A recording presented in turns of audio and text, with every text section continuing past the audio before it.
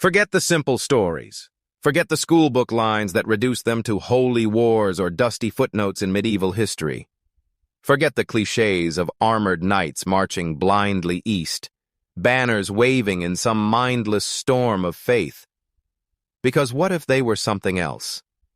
What if the Crusades were not only a clash of religions, but the meeting of worlds, a collision of hunger and hope, a story of kings and peasants, popes and wanderers, drawn together by a single cry, Deus vult?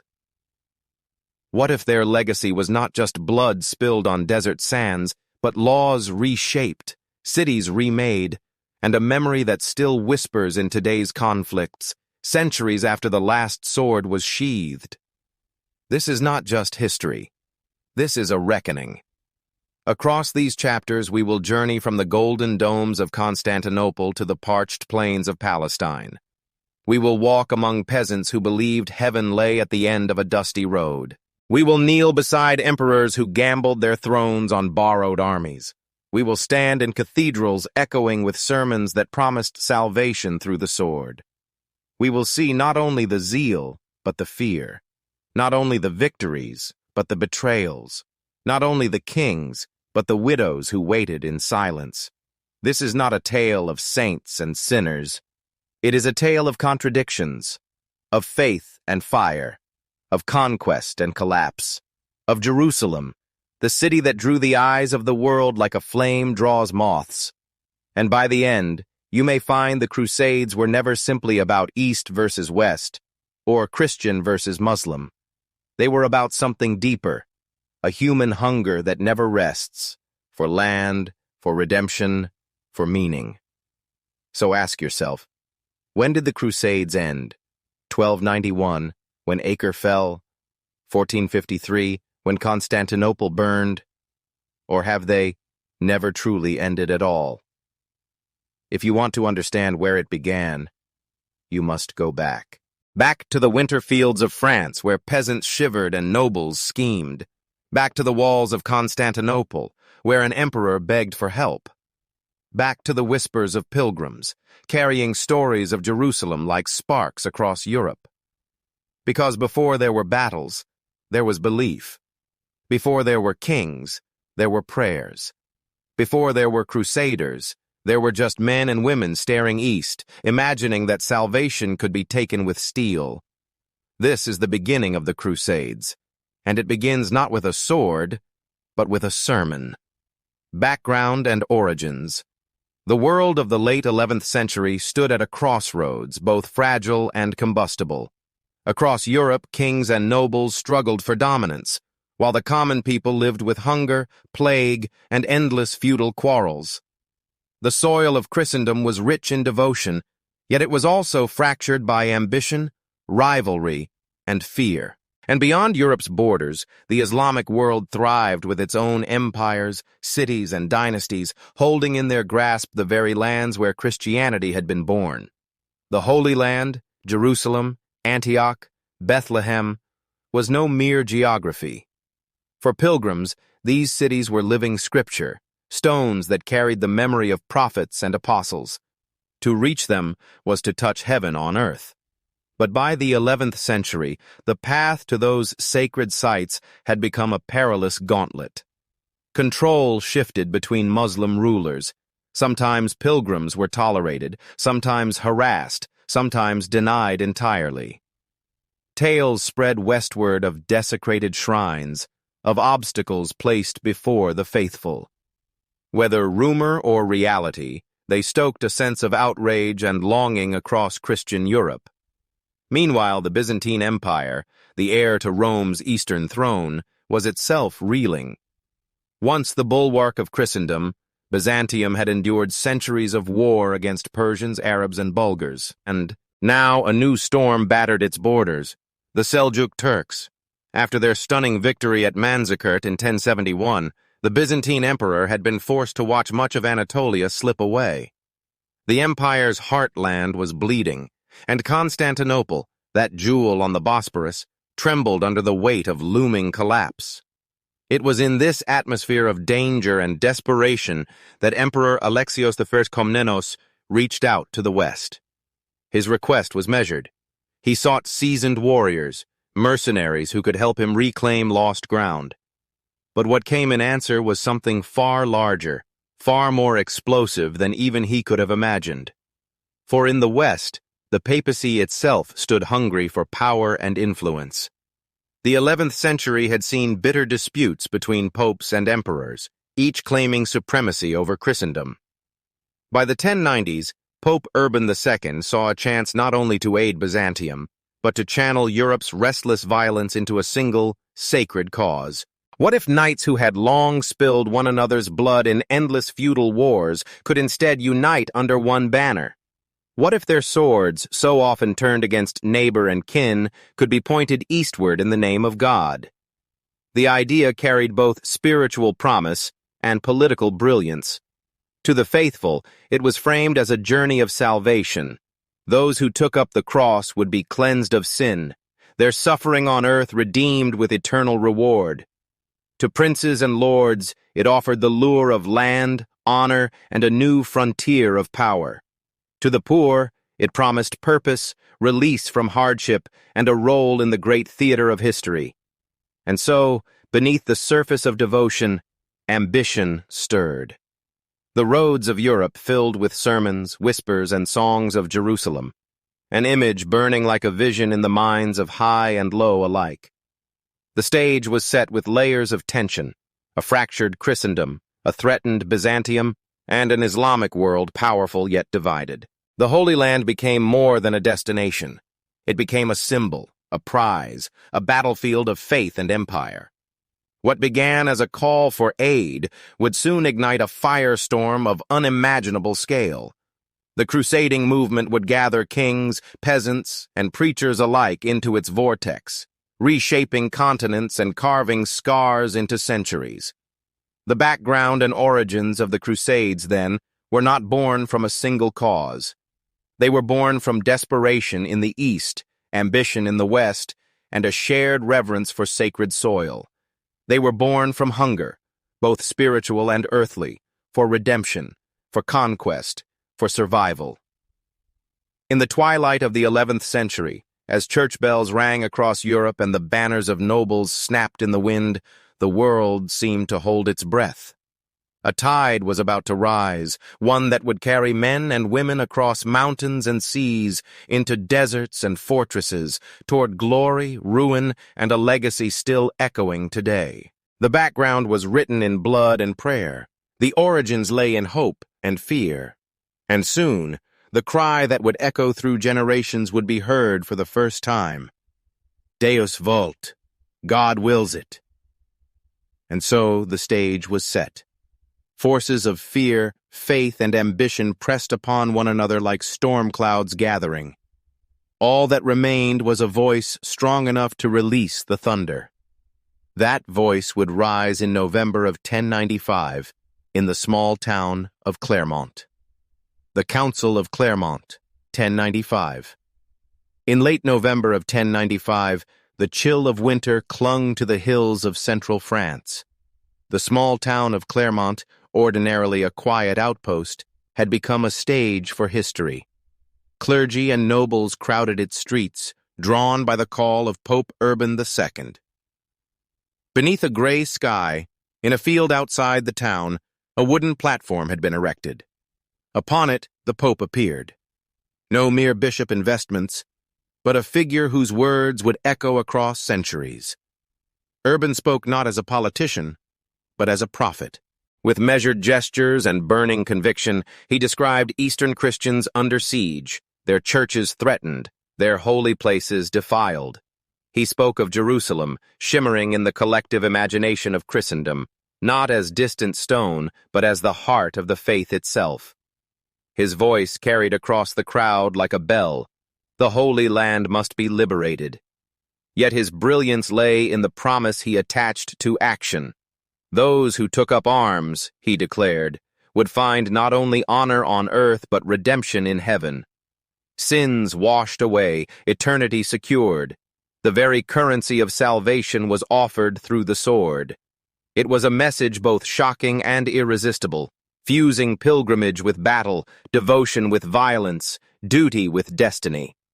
The crowd trembled, then erupted. Chroniclers would later recall tears, cries, men tearing strips of cloth to fashion makeshift crosses for their tunics. A single phrase thundered above all others: Deus vult, God wills it. What had begun as a call to aid Byzantium had become something greater, a movement of faith and fire, born not of hesitation, but of collective exaltation. In that moment, the crusading spirit leapt from idea to reality. Europe's destiny shifted, and the road to Jerusalem opened. And when the cry, Deus vult, thundered across France, it could not be silenced.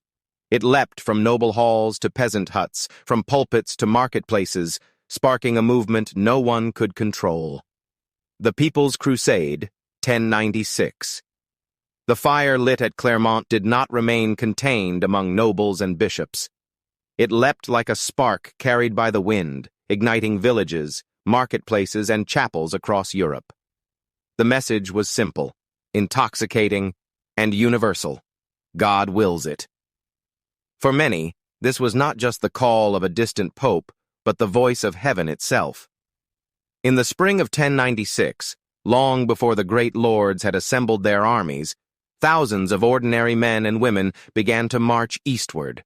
They were peasants and artisans, townsfolk and wandering knights without wealth, souls burdened with sin, but aflame with faith. At their head strode a figure as unlikely as the movement itself. Peter the Hermit, a small, fiery-eyed monk clothed in rags, yet possessed of a charisma that swayed crowds like a storm bends trees. With little food, poor weapons, and almost no discipline, they moved in ragged columns across the Rhineland and into the heart of Europe. To these pilgrims' warriors, the Holy Land was not a strategy but a vision, a golden city on the horizon, a place where every hardship would be redeemed. The journey itself became an ordeal of faith. Hunger hollowed them, the road bruised them, but still they sang hymns and pressed onward. Yet fervor could turn dark. Along their route, some among them turned their zeal against Jewish communities in the Rhineland, committing acts of violence that shocked even contemporaries. What began as a pilgrimage of devotion sometimes collapsed into frenzy and cruelty, a foreshadowing of contradictions that would haunt the crusading ideal. By the time they reached Byzantine lands, their numbers had swelled, but their cohesion had withered. Emperor Alexios, alarmed by this ungovernable horde, ferried them quickly across the Bosporus. There, in the summer heat of Anatolia, they faced the disciplined forces of the Turks. The dream of a people's crusade dissolved in blood and dust. Few survived. And yet, even in their ruin, the People's Crusade revealed something unprecedented: that the crusading spirit was not confined to nobles and knights. It had seeped into the very marrow of Christendom, binding the lowliest peasant to the loftiest king in a shared vision of holy war. What perished in chaos at Anatolia would be reborn in order. Soon the call of Deus vult would march again, this time under the banners of kings and princes. The Prince's Crusade, 1096 to 1099. If the People's Crusade had been a spark that flared and died, what followed was the forging of a true army. Unlike the wandering throngs of peasants, the Prince's Crusade was led by some of Europe's most formidable lords, men of ambition, seasoned in battle, and bound by both faith and pride. 4 great contingents took the cross. From Lorraine came Godfrey of Bouillon, a pious warrior who mortgaged or sold nearly all his estates to finance the expedition. Alongside him marched his brothers, Baldwin and Eustace, each bearing the scars and the fire of noble lineage. From the rugged south of Italy came Bohemond of Taranto, a Norman adventurer whose very presence exuded cunning and martial brilliance. His sword had once been raised against Byzantium itself. Now it was turned eastward, though not without hidden designs. From Provence came Raymond of Toulouse, one of the wealthiest men in Christendom. In his mid-50s, he was seasoned, stubborn, and resolute, determined to fulfill a vow that nothing short of Jerusalem would satisfy. From the north of France came Robert of Normandy, Robert of Flanders, and Stephen of Blois, powerful nobles though less disciplined than their peers. By late 1096 and into 1097, these armies converged on Constantinople. To Emperor Alexios Komnenos, their arrival was a mixed blessing. He had asked for mercenaries. What appeared at his gates was an unprecedented host of knights and infantry, glittering in armor, bristling with banners. Fearing both aid and threat, Alexios demanded oaths of loyalty and promises that any Byzantine lands reclaimed would be returned to imperial hands. Most leaders complied, though not without calculation. In this uneasy pact, the Crusade crossed into Asia. Their first target was Nicaea, a stronghold of the Seljuk Turks. In June 1097, after weeks of siege and Byzantine naval support, the city fell, not to the Crusaders' plunder, but to Alexios's diplomacy, a reminder that the emperor intended to control the fruits of victory. Still, the Crusader host pressed onward, and at Dorylaeum in July, they faced the full fury of Turkish cavalry. For hours, the Crusaders staggered under relentless assaults, their lines breaking, dust and arrows filling the sky. Then, at the moment of crisis, reinforcements arrived, one column after another, crashing into the Turks with the weight of armored knights. What seemed on the brink of disaster transformed into triumph. It was a pattern that would recur, moments of despair turned by resilience and faith into improbable victory. The march through Anatolia was punishing. Blazing heat, parched plains, and Turkish ambushes reduced the host. Yet by October 1097, they reached the walls of Antioch, one of the great cities of the East. There they endured a siege unlike any they had known. 8 months of hunger, disease, and attrition. Knights gnawed on horseflesh. Common soldiers deserted in the night, and morale withered. Yet the Crusaders clung to their camp, convinced that to abandon Antioch was to betray Jerusalem itself. The breakthrough came through intrigue. Bohemond, ever the strategist, persuaded an Armenian guard within the city to betray a tower. On a moonlit night in June 1098, a small band scaled the walls, opened the gates, and unleashed the Crusader army inside. Antioch fell, but joy was short-lived. Within days, a massive relief force under Kerboga of Mosul surrounded the city, turning victors into besieged. Here legend and faith intertwined. A poor cleric, Peter Bartholomew, claimed visions of the Holy Lance, the spear that pierced Christ's side. When a relic was unearthed in Antioch's cathedral, whether by miracle or design, the army believed itself chosen by God. Renewed with fervor, they charged from the gates on June 28, 1098, and against staggering odds routed Kerboga's host. Antioch was saved, though not without consequence. Bohemond claimed the city for himself, defying his oath to Byzantium and planting the seed of future Crusader states. At last, in June 1099, the Crusaders, reduced to perhaps 12,000, stood before Jerusalem. Under Fatimid control, the city bristled with defenses. The first assault failed. Heat and thirst scourged the camp. Yet through determination, they built siege towers and engines, dragging timber from miles away. On July 15th, the final assault began. Godfrey's men broke through the northern walls. Raymond's forces stormed from the south. The city that had lived in their prayers and dreams for years lay open. The aftermath was remembered in both triumph and horror. Chroniclers described rivers of blood, others spoke of churches cleansed and hymns resounding through the streets. Whether exaggerated or not, the conquest shocked contemporaries. Jerusalem was now in Christian hands, and a new kingdom of Jerusalem was declared, though Godfrey refused the crown, styling himself defender of the Holy Sepulchre. Thus ended the Prince's Crusade, a journey of 3 years across continents, through despair and ecstasy, sealed with the improbable conquest of the holiest city of all.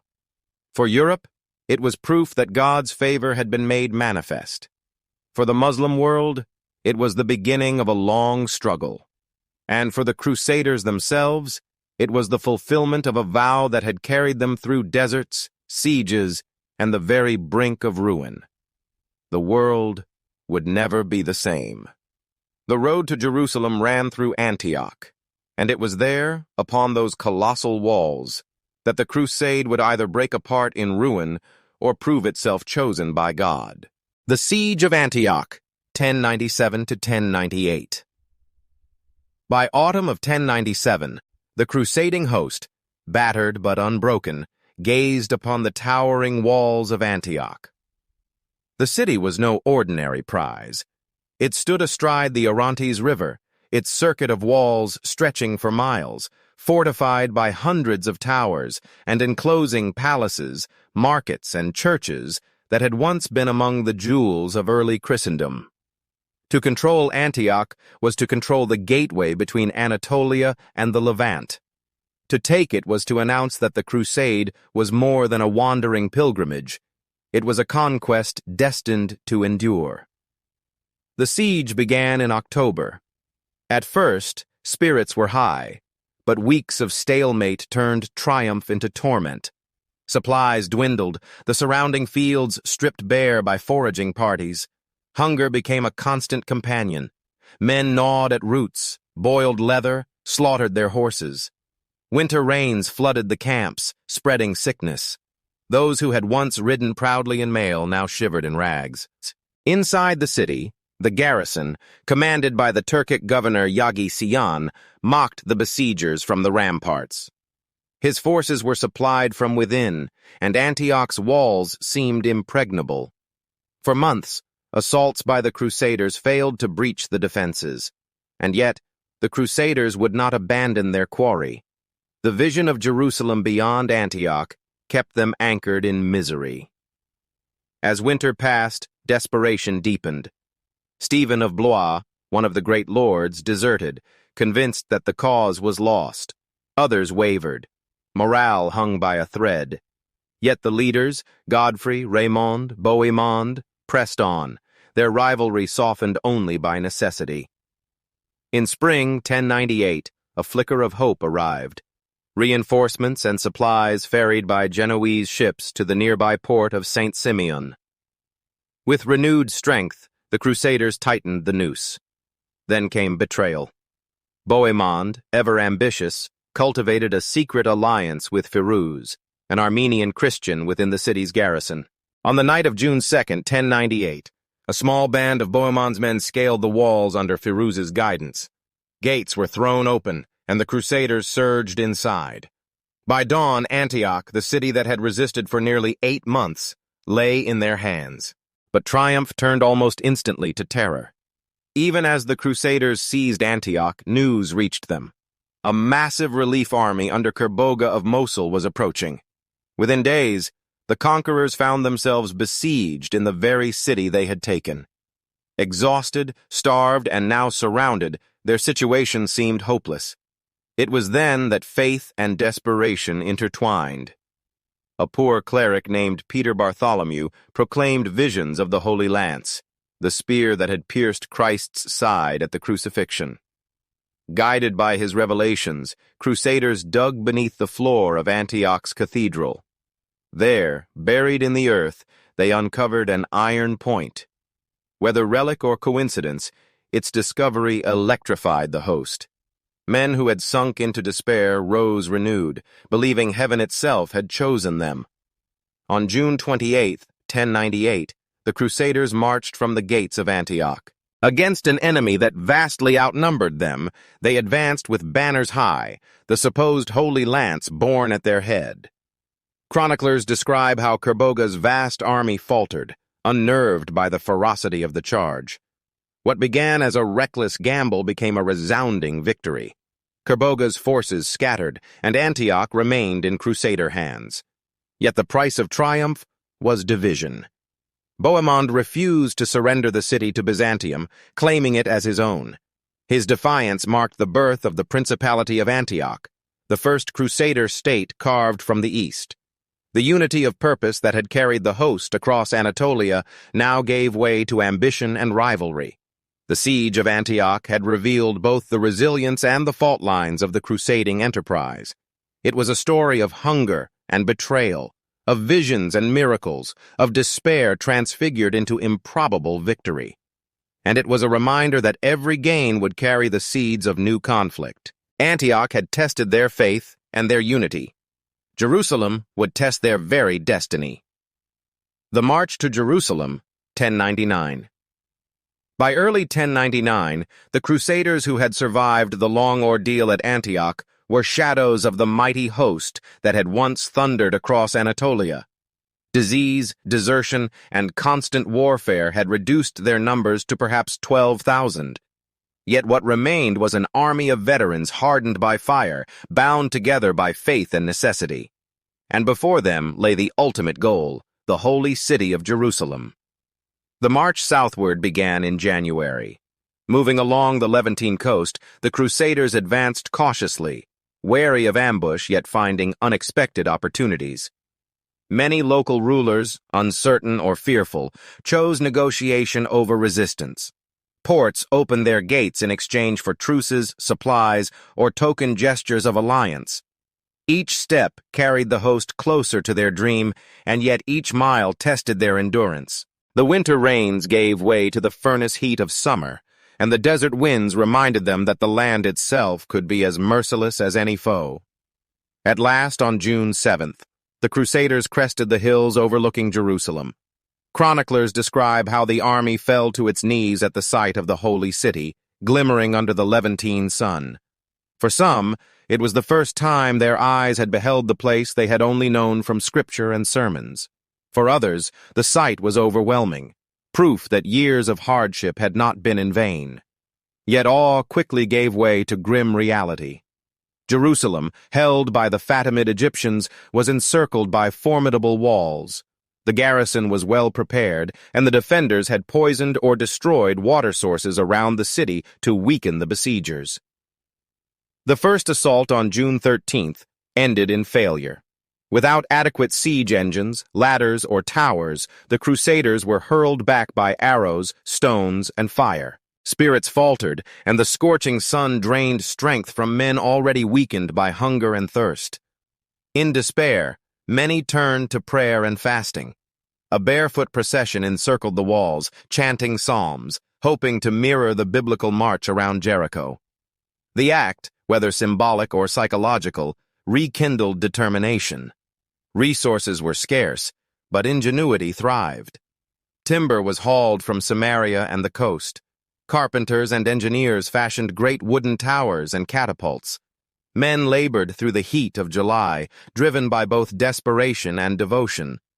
Finally, on July 14th, the siege engines rolled forward. All through the night, fires lit the horizon as defenders hurled torches and stones, and attackers strained to push their towers against the walls.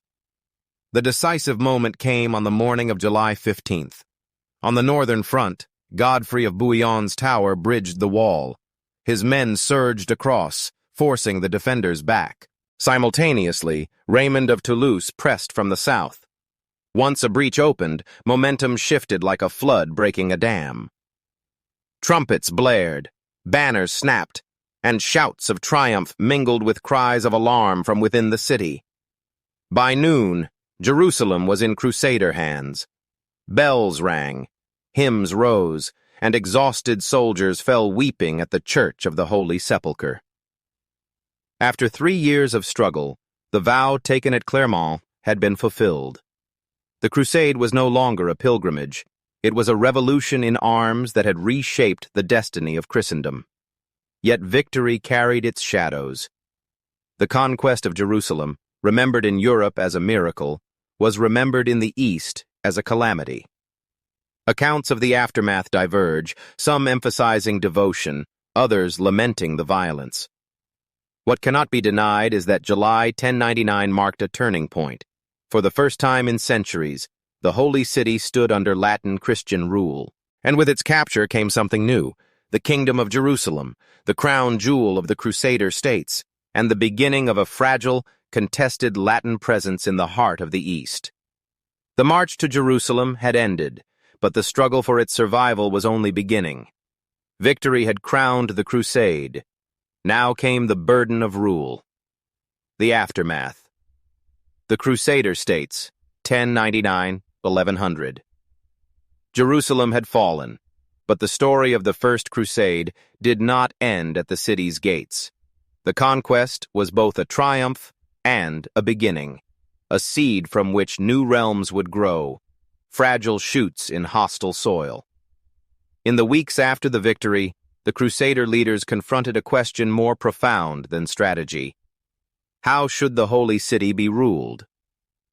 Some argued it should belong not to kings, but to God himself, administered by clergy. Others insisted that only a strong, secular leader could defend it from inevitable counterattack. At last, the mantle fell to Godfrey of Bouillon. Refusing the title of king, he styled himself Defender of the Holy Sepulchre, unwilling, he said, to wear a crown of gold where Christ had once worn a crown of thorns. His humility echoed across Christendom, but it also underscored the precariousness of Latin rule. Beyond Jerusalem, other Crusader conquests crystallized into states. Bohemond held firm to Antioch, despite the oath he had sworn to return it to Byzantium. His defiance marked the birth of the Principality of Antioch, ruled not in the name of empire but as a personal prize. To the north, Baldwin of Boulogne, brother of Godfrey, seized Edessa, carving the first Crusader state on the edge of Mesopotamia. Later on the coast, the county of Tripoli would be founded, completing a chain of Latin strongholds stretching from northern Syria to the Holy City itself. Together, these realms became known as the Crusader states, outposts of Latin Christendom planted amid lands long held by Islam. Their creation was both audacious and precarious. They were surrounded on all sides by larger, stronger powers. Their survival depended on reinforcements from Europe, alliances with local Christians, and the fortitude of garrisons far from home. Yet for the moment, Europe rejoiced. Pilgrims streamed eastward, walking streets now marked with Latin banners. In cloisters and marketplaces, preachers declared the conquest proof of divine favor. Even Pope Urban II, though he died before hearing the news, was remembered as the pope who had summoned Christendom to glory. But beneath the hymns and the celebrations, storm clouds gathered. The Muslim world, divided when the Crusaders arrived, would not remain so forever. Already voices of resistance stirred in Aleppo, Damascus, and Cairo. The Crusader states, for all their triumph, were castles of sand built upon contested ground. The First Crusade had achieved the impossible. It had captured Jerusalem. Yet in doing so, it had set in motion a struggle that would reverberate for centuries. What seemed like an ending was only the opening chapter of a much longer story, one written in hope and in blood, in faith and in fire. Victory had delivered the Holy City. Now it demanded something greater, the creation of states to hold it. The formation of the Crusader states. The dust of Jerusalem's conquest had hardly settled when a new political reality emerged in the Levant. The Crusaders had not merely taken cities, they had planted new sovereignties in the soil of the East. These were the Crusader states, Latin Christian kingdoms carved from the wreckage of the First Crusade, perched like fortresses upon shifting sand. At their center stood the Kingdom of Jerusalem, crowned by victory in July 1099. With Godfrey of Bouillon as its first ruler, humble enough to refuse the title of king but resolute enough to defend the Holy Sepulchre, the kingdom became both symbol and shield. Within its walls, pilgrims knelt in wonder at the holy places. Beyond its gates, knights rode to secure supply routes, to fortify castles, to extend control into the Judean hills and the coastal plains. When Godfrey died in 1100, his brother Baldwin cast aside restraint and assumed the crown, transforming the fragile title of defender into a monarchy in name and power. To the north, Bohemond of Taranto had turned victory at Antioch into his own principality. Bold, calculating, and never bound too tightly by oath, He refused to surrender the city to Byzantium, claiming it instead for himself. The Principality of Antioch rose not as a vassal of Constantinople, but as a Norman outpost, its Latin lords ruling over a mixed population of Greeks, Armenians, and Muslims. Antioch's citadel loomed over the Orontes Valley like a defiant banner, a reminder that the Crusade had birthed not only devotion, but ambition. Farther east, Baldwin of Boulogne, younger brother of Godfrey, had struck out toward the upper Euphrates. Through shrewd alliances and force of arms, he seized Edessa, establishing the county of Edessa in 1098, the first Crusader state, though small and exposed. Unlike Jerusalem or Antioch, Edessa was landlocked, surrounded on all sides by powerful Muslim neighbors. It was a fragile bastion, precarious but symbolically vital, marking the Crusaders' farthest reach into Mesopotamia. On the Mediterranean coast, the county of Tripoli would soon complete the chain. After years of campaigning, Raymond of Toulouse's heirs secured the port city, establishing the last of the four principal Latin states. Together, Jerusalem, Antioch, Edessa, and Tripoli, they formed a tenuous network of Latin rule stretched across the Levant. Life within these realms was a tapestry of contrasts. Latin lords built castles of stone that still scar the hills of Syria and Palestine, Crac des Chevaliers, Montreal, Carac, fortresses both defensive and symbolic, projecting permanence in a land where permanence was an illusion. Markets bustled with goods carried along ancient caravan routes, spices from the east, silks from Byzantium, grain from the Nile. Christians of many traditions, Latin, Greek, Armenian, Syrian, mingled uneasily with Jews and Muslims under Latin rule. Some found accommodation, others simmered in resentment. The Crusader states were never self-sufficient. Their armies were too small, their resources too limited. They depended on the arrival of new waves of settlers, on the courage of military orders like the Templars and Hospitallers, and above all on the continued flow of pilgrims from Europe. Every pilgrim brought not only devotion but coin, trade, and the possibility of reinforcement. Yet, beneath the aura of triumph, cracks already appeared. The Muslim world, fractured when the Crusaders first arrived, had begun to stir.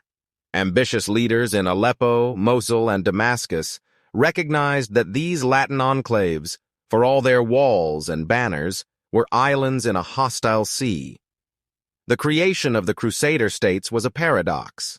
At once, the crowning achievement of the First Crusade and the seed of future peril. They were monuments to daring and faith, but also to fragility. The Latins had come to the East as pilgrims and conquerors. Now they would have to remain as rulers and defenders of kingdoms that demanded constant vigilance. The triumph of 1099 had birthed new realms, but history was already moving against them. What threatened them was not only the sword of their neighbors, but the grasp of allies who claimed their loyalty from afar. Relations with Byzantium and the West. The Crusader states did not exist in isolation. From their first days, they were bound in a web of alliances, suspicions, and obligations stretching from Constantinople to the cathedrals of Europe. The fragile kingdoms of the East were more than military outposts. They were crossroads of worlds, where Latin ambition collided with Byzantine diplomacy, and where Western Christendom sought both glory and control. For Byzantium, the arrival of the Crusaders had been both blessing and curse. Emperor Alexios I Komnenos had called for aid to repel Turkish pressure in Anatolia, expecting disciplined auxiliaries.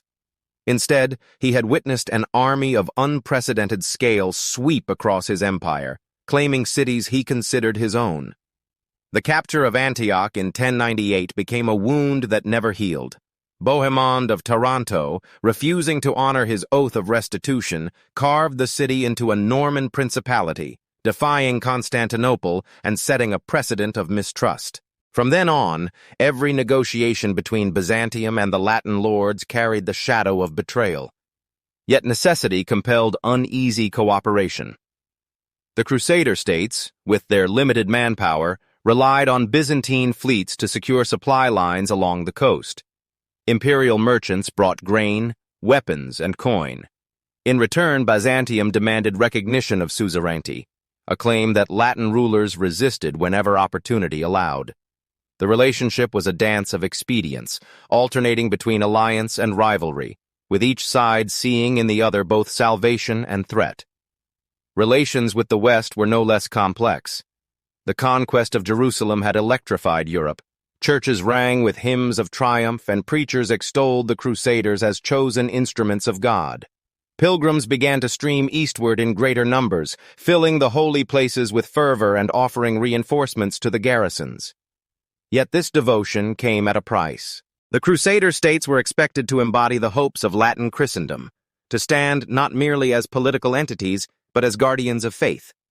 Their failures would be felt as spiritual wounds in the West, their victories celebrated as miracles. The papacy, invigorated by the success of Urban II's call, sought to tighten its grip on the East.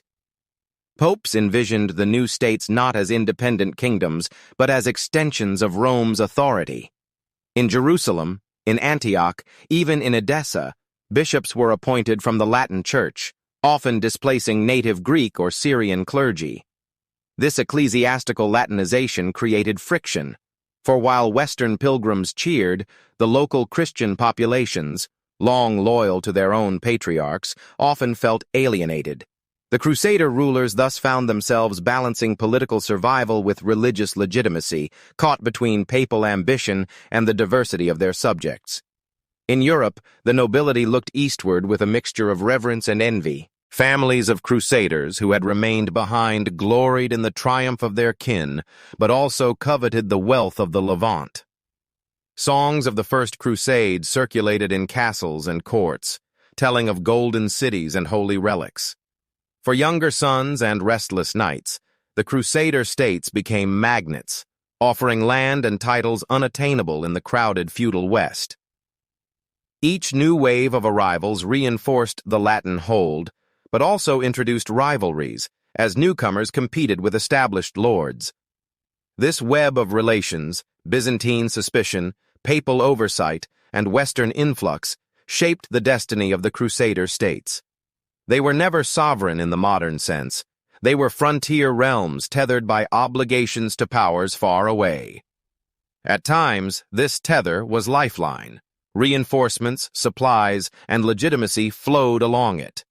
At other times, it was a chain, limiting autonomy and sowing discord.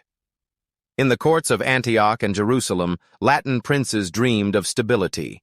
Yet they ruled always under the gaze of distant masters, emperors in Constantinople, popes in Rome, and nobles in Europe. The Crusader states stood as monuments to faith and ambition, but their foundations were not their own. The glory of 1099 had given them birth. The entanglements with Byzantium and the West would determine whether they could endure. For all the chains that bound them to the West, the gravest test would come from the East, where Islam nursed its wound and prepared its answer. The Muslim world in the wake of the First Crusade. While Latin banners fluttered over Jerusalem and Antioch, the wider Muslim world watched with a mixture of shock, anger, and disbelief. For centuries, the lands of Syria and Palestine had been part of the Islamic heartlands, ruled by caliphs and contested by emirs. The sudden eruption of Western warriors, foreign, brutal, and yet astonishingly successful, was not at first understood as a united movement. To many Muslim rulers, the Crusaders were simply another wave of mercenaries or invaders, no different from the endless turbulence of the age. But as their fortresses rose and their states solidified, the reality of Latin rule sank in. At the dawn of the First Crusade, the Muslim world was fractured. The great Abbasid caliphs of Baghdad still claimed spiritual supremacy, but their political power had long since dwindled. Authority had slipped to regional dynasties, most notably the Seljuk Turks, whose empire stretched across Persia, Mesopotamia, and Anatolia. Yet even the Seljuks were divided. After the death of Sultan Malik Shah in 1092, succession disputes splintered their realm. Rival emirs carved out power bases in Aleppo, Mosul, and Damascus, while Turkish warlords fought as much against one another as against their foes. This disunity was the Crusaders' greatest advantage. When the Latins marched toward Jerusalem, the emirs of Aleppo and Damascus hesitated to aid one another, wary of betrayal. The Fatimid Caliphate of Egypt, themselves bitter rivals of the Seljuks, seized Jerusalem from Turkish control in 1098, only to lose it the following year to the Crusaders. Thus the Holy City, once an object of Muslim rivalry, suddenly fell under foreign hands, its sanctuaries defiled, its people slaughtered. The shock reverberated across the Islamic world. Chroniclers describe grief and fury spreading through mosques and markets. Sermons denounced the invaders, urging jihad, yet few leaders had the strength to respond. The Turks of Anatolia licked their wounds after defeats. The Fatimids sought to defend their Nile heartland. The Abbasids remained impotent behind Baghdad's walls. For a moment, the Crusaders seemed unstoppable. Yet beneath the humiliation, a transformation began. The fall of Jerusalem became a rallying cry, a symbol of shared loss that transcended dynastic rivalry. The idea of jihad, struggle in defense of Islam, was revitalized, not merely as personal piety, but as collective duty. Poets and preachers stirred the conscience of the faithful, reminding rulers that their divisions had invited disaster. Figures emerged who would carry this torch. In Mosul, leaders began to speak of coordinated resistance. In Damascus, voices urged unity against the Franks. Even in distant Baghdad, where the caliph's political power was waning, the moral call of defense began to spread. Though the 12th century's great unifiers, Zengi, Nur al-Din, and Saladin, were yet to come, their world was being forged in these years of crisis. Meanwhile, the presence of the Crusader states forced Muslims to reconsider strategies of war. Nomadic cavalry tactics, devastating in open fields, proved less effective against stone castles planted on hilltops. Siege warfare, logistics, and long campaigns became necessary skills, and Muslim armies began to adapt, learning from the very enemy they despised. For now, disunity ensured that the Latins could entrench themselves. But the memory of loss endured, etched into collective identity. Every prayer in the mosques of Damascus, every lament sung in Baghdad, carried the wound of Jerusalem. The Crusaders believed they had achieved a miracle. The Muslims, fragmented though they were, had begun to prepare for a reckoning. The Crusader states were not surrounded by silence. They were encircled by a rising tide, disorganized, divided, but swelling with purpose. The storm that would one day sweep them away was already gathering beyond the horizon. The reckoning began with Edessa. The fall of Edessa, 1144. For nearly half a century, the Crusader states had clung to existence like precarious fortresses carved into a storm. Their victories of 1099 had given them Jerusalem, Antioch, and fragile dominion across the Levant. Yet beneath the surface, their security was a fragile illusion. Edessa, the northernmost Crusader principality, was the weakest link in this chain. Isolated, sparsely populated, and exposed to the ambitions of rising Muslim powers. In December 1144, that vulnerability would be laid bare, and Christendom would shudder at the news. Edessa had been founded not by great kings, but by adventurers. Count Baldwin of Boulogne had seized it in 1098, before Jerusalem itself fell, establishing the first Latin foothold in Asia.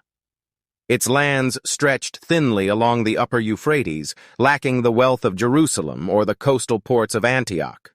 Surrounded by hostile neighbors, dependent on fragile truces, and often ruled by lords more concerned with dynastic disputes than defense, Edessa remained a kingdom on borrowed time. The storm came in the figure of Imad al-Din Zengi, a Tabeg of Mosul and Aleppo. Unlike many Muslim rulers before him, Zengi understood the power of unification. Fierce, ruthless, and ambitious, he envisioned himself as the champion of jihad, the leader who would roll back the Latin tide. By 1144, his grip on northern Syria was firm. While the princes of Edessa quarreled and Antioch languished under weak regency, Zengi seized his moment. In late November, his armies descended upon Edessa's walls. The city, poorly defended and without timely reinforcements, stood as a lonely sentinel against overwhelming force. Chroniclers speak of fear gripping the inhabitants, Latins, Armenians, and Syriac Christians alike, as Zengi's siege engines battered the gates and towers.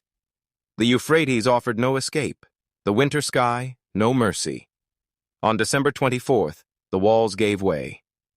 Zengi's troops poured into the city like a flood released from a broken dam.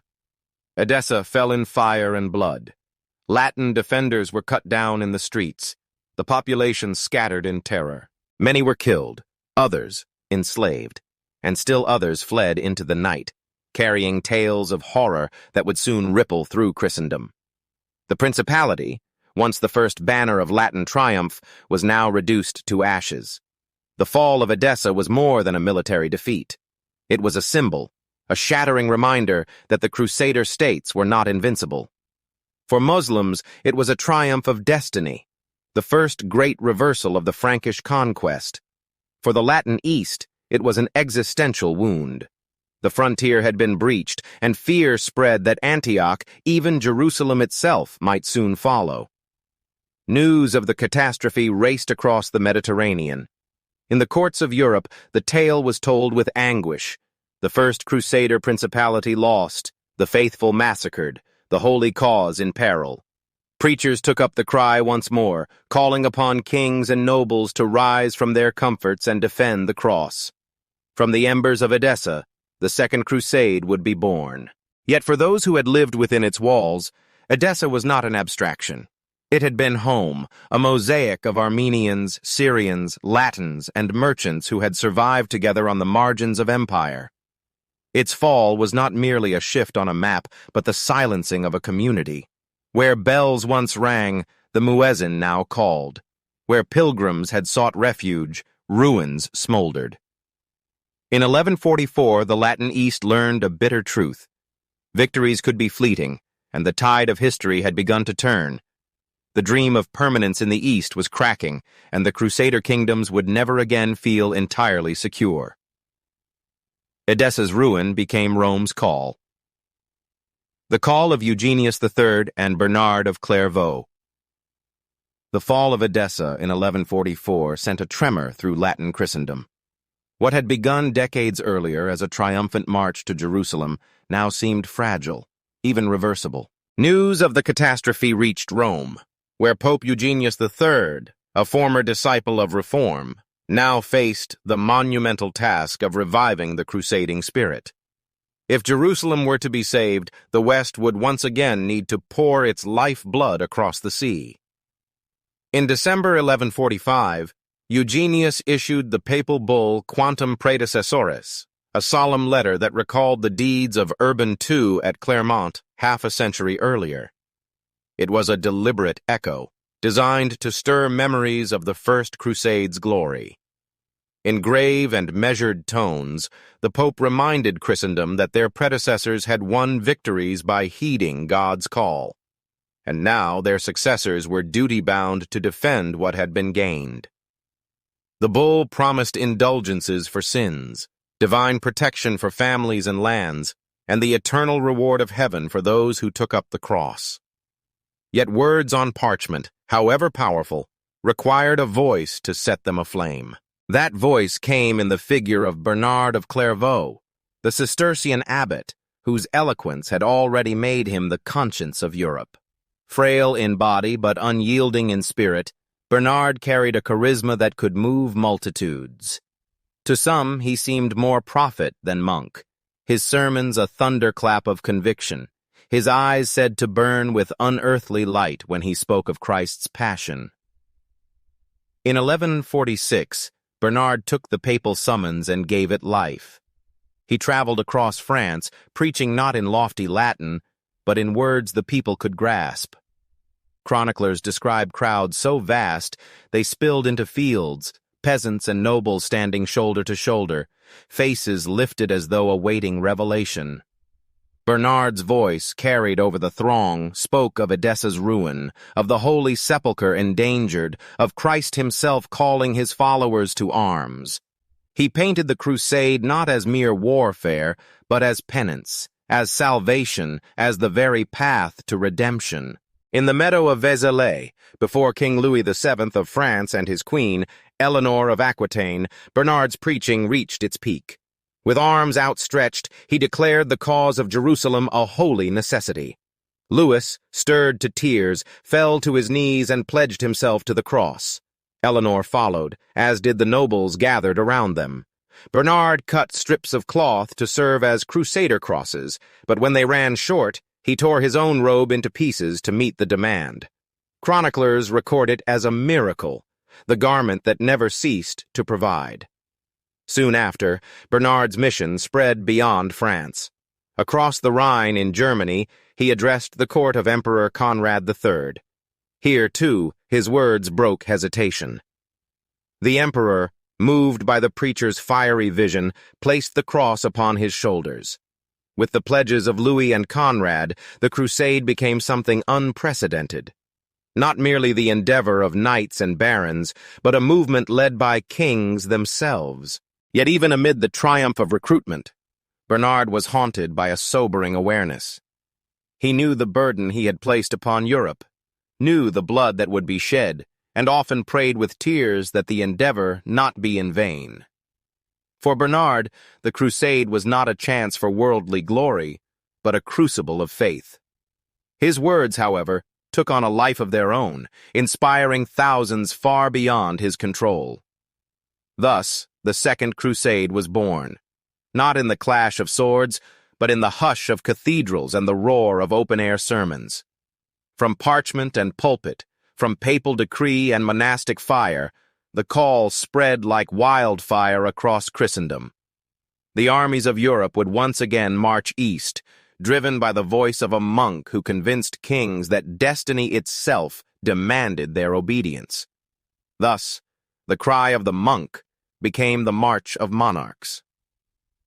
The armies of the West. When the summons of Pope Eugenius III and the fiery sermons of Bernard of Clairvaux had done their work, Europe rumbled to life. From village chapels to royal courts, the vow of the cross spread like wildfire.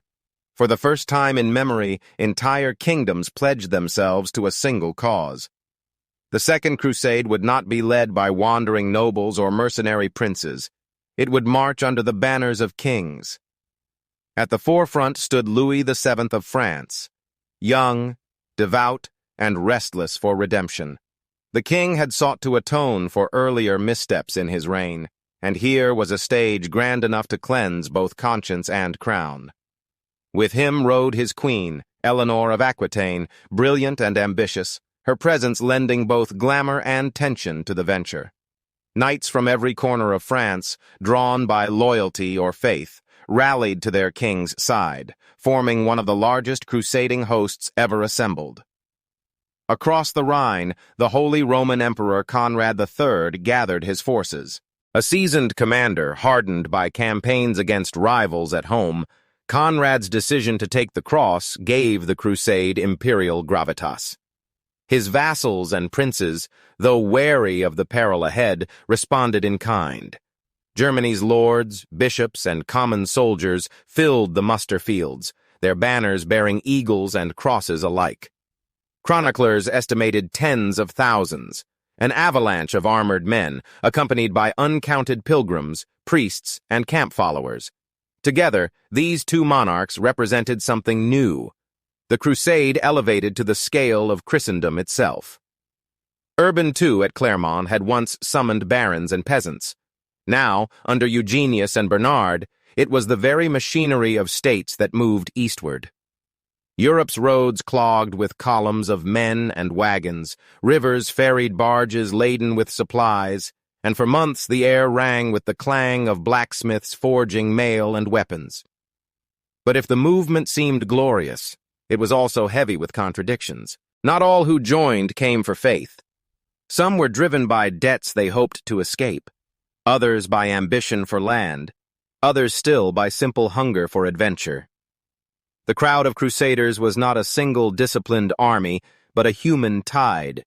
Knights glittering in armor, barefoot peasants with little more than staffs, women and children trailing behind in hopes of a miracle.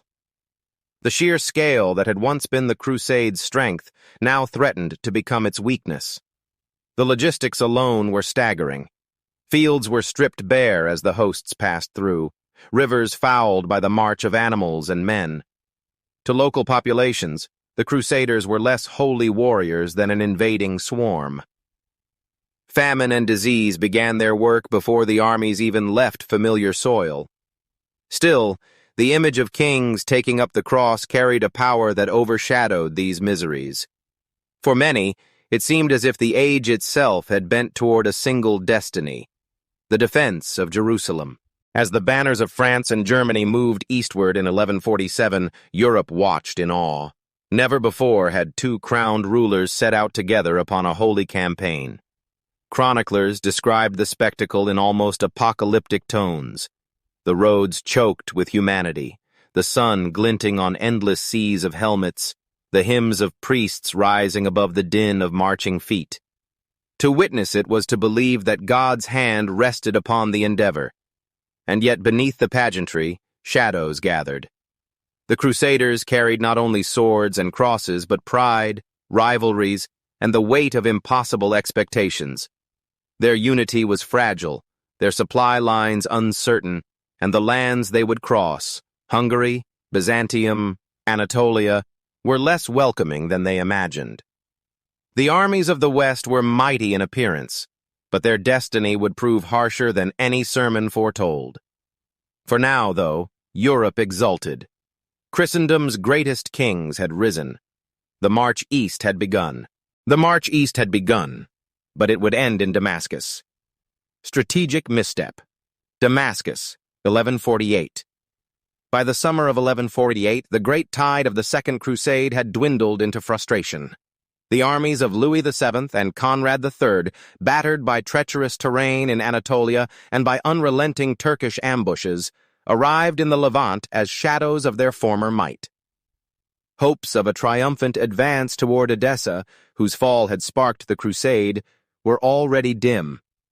What remained was a question. Where would Christendom's kings strike to prove the campaign had not been in vain? The answer came not in glory, but in one of the most bewildering decisions of the age, the march against Damascus. At that time, Damascus was one of the jewels of the Islamic world, a city of gardens, running waters, and bustling markets, long celebrated in Arabic poetry as a paradise on earth. Its orchards stretched in green belts around the city, nourished by the Barada River, creating a vision of abundance against the backdrop of the desert. For centuries, it had been a center of trade and learning, its minarets rising above shaded courtyards where scholars debated law and poets sang of love. Yet Damascus was no enemy of the Crusaders in 1148. In fact, its rulers had often cooperated with the Latin states against their common rivals, particularly the rising power of the Zengids in Aleppo and Mosul. Pragmatic diplomacy had made the city a buffer rather than a threat. To attack Damascus, therefore, was to strike a city that might have been an ally. Still, the Crusader leaders gathered in council at Acre resolved upon this course. Why? Partly it was ambition. Damascus was wealthy, strategically placed, and near at hand, unlike distant Edessa. Partly it was politics. The barons of Jerusalem sought to assert their dominance over the newcomers, while Louis and Conrad, desperate for a victory to justify their ordeal, agreed to a bold stroke. The decision revealed the deep fractures within Crusader strategy, a blend of fear, pride, and short-sighted calculation. In late July 1148, the armies advanced upon Damascus. Chroniclers describe the sight of banners unfurled, knights in glittering mail, and siege engines rumbling forward as the orchards of the city came into view. The Crusaders chose to approach from the west, where the gardens provided cover and water. At first, this seemed a wise choice. They hacked through dense groves, pushing ever closer to the city walls. But the gardens, once a blessing, became a trap. The defenders of Damascus, Muslim warriors fighting with desperate courage, used the terrain to their advantage. Hidden behind fruit trees and irrigation ditches, they launched sudden ambushes, showering arrows and darts upon the invaders. Streams that had quenched the Crusaders' thirst now slowed their advance, bogging down men and horses alike. The orchards turned into a labyrinth where discipline unraveled. Still, the Crusaders pressed on. For 3 days they fought bitterly in the shade of the orchards, sustaining heavy losses yet inching toward the walls. Hopes flared that the city might fall, and priests declared that God's favor still hovered over the army. But on the 4th day, doubt spread.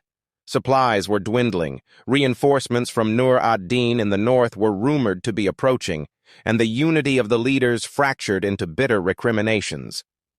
In a sudden reversal, the commanders resolved to shift their attack to the city's eastern side, abandoning the ground they had gained. The move was disastrous. On the east, there were no gardens to shield them, no streams to sustain them, only open, arid land under the burning sun. The defenders of Damascus seized the moment. From the walls they unleashed relentless volleys, while counterattacks harried the Crusaders without respite. Thirst, exhaustion, and despair crushed morale. Within days, what had begun as a bold offensive collapsed into retreat. The kings of France and Germany, humiliated, ordered a withdrawal. The Crusader host limped back toward Jerusalem, its ranks broken by disease, desertion, and disillusion. Damascus, untouched and emboldened, emerged stronger than before. The consequences were catastrophic. By attacking Damascus, the Crusaders had alienated a city that might have remained neutral, or even friendly, in the struggle against the Zengids. Instead, Damascus now turned decisively toward Nur ad-Din, forging the alliance that would later unite Syria under Muslim leadership. This single miscalculation shifted the balance of power in the Near East. For contemporaries, the failure at Damascus was more than a military defeat. It was a spiritual blow. Bernard of Clairvaux, who had preached the crusade with near messianic zeal, now faced accusations that he had misled Christendom. To him, the disaster was not evidence of God's absence, but of the sins of the Crusaders themselves: cowardice, greed, and disunity. Yet for many across Europe, the dream of holy victory curdled into disillusionment. The Second Crusade, which had begun with kings and multitudes aflame with purpose, ended in humiliation before the gates of Damascus. Where Urban II's call at Clermont had once set hearts ablaze, now bitter doubt lingered. The age of crusading would continue, but the aura of inevitability, the belief that God's warriors could not fail, was shattered. Damascus had not fallen. Instead, it was Christendom's own confidence that lay in ruins. What followed was not silence, but reckoning. The consequences. The retreat from Damascus in 1148 did more than mark the collapse of a single campaign. It reshaped the very soul of the crusading movement. What had begun with the thunder of royal oaths and the echo of Bernard of Clairvaux's sermons ended in silence, broken only by the weary shuffle of armies limping back toward Jerusalem. For the Christian world, the shock was profound. This had been no minor venture, but the First Crusade led by kings themselves, Louis VII of France and Conrad III of Germany, marching at the head of Christendom.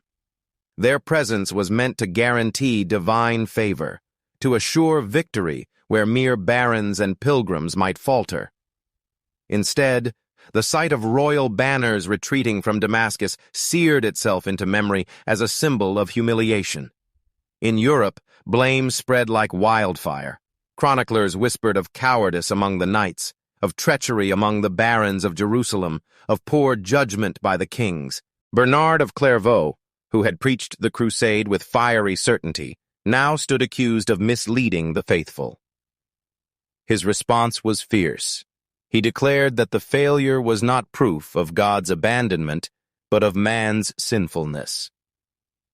Yet for many, the explanation rang hollow. Faith, once buoyed by the miracles of the First Crusade, now sagged under the weight of doubt. For the Latin states in the Levant, the consequences were dire. By striking at Damascus, the Crusaders had squandered the chance to maintain it as a buffer or ally against the Zengids of Aleppo and Mosul. Instead, they had driven Damascus into the arms of Nur ad-Din, who seized upon the city's outrage to forge alliances that would eventually unify much of Muslim Syria under his command. The fragile balance that had allowed the Crusader states to survive was shattered. The failure also revealed the limits of Western enthusiasm. Where once knights and peasants had flocked to the Holy Land in waves, now recruitment slowed. The Second Crusade had consumed enormous resources, men, money, and faith, and returned little but bitterness. Lords in France and Germany were reluctant to abandon their lands for another costly venture, and common people, who had once seen crusading as a path to salvation, now feared it as a path to ruin. And yet, out of defeat, grew the seeds of renewal. The Muslim world, once divided, now sensed its strength. The Latin kingdoms, though shaken, endured for a time. But the mystique of crusading, the aura of inevitability, the belief that divine will guaranteed victory, was gone. In its place lay a harsher reality. The Holy Land would not be held by faith alone, but only through unity, discipline, and the endurance to match an enemy whose resolve had been awakened. The Second Crusade ended not with the triumph of Jerusalem's defense, but with the slow realization that history had shifted. From Damascus forward, the struggle would be harder, longer, and far more uncertain. But history does not tolerate a vacuum. The fall of confidence in the West was matched by the rise of vision in the East, the rise of Nur ad-Din and Saladin.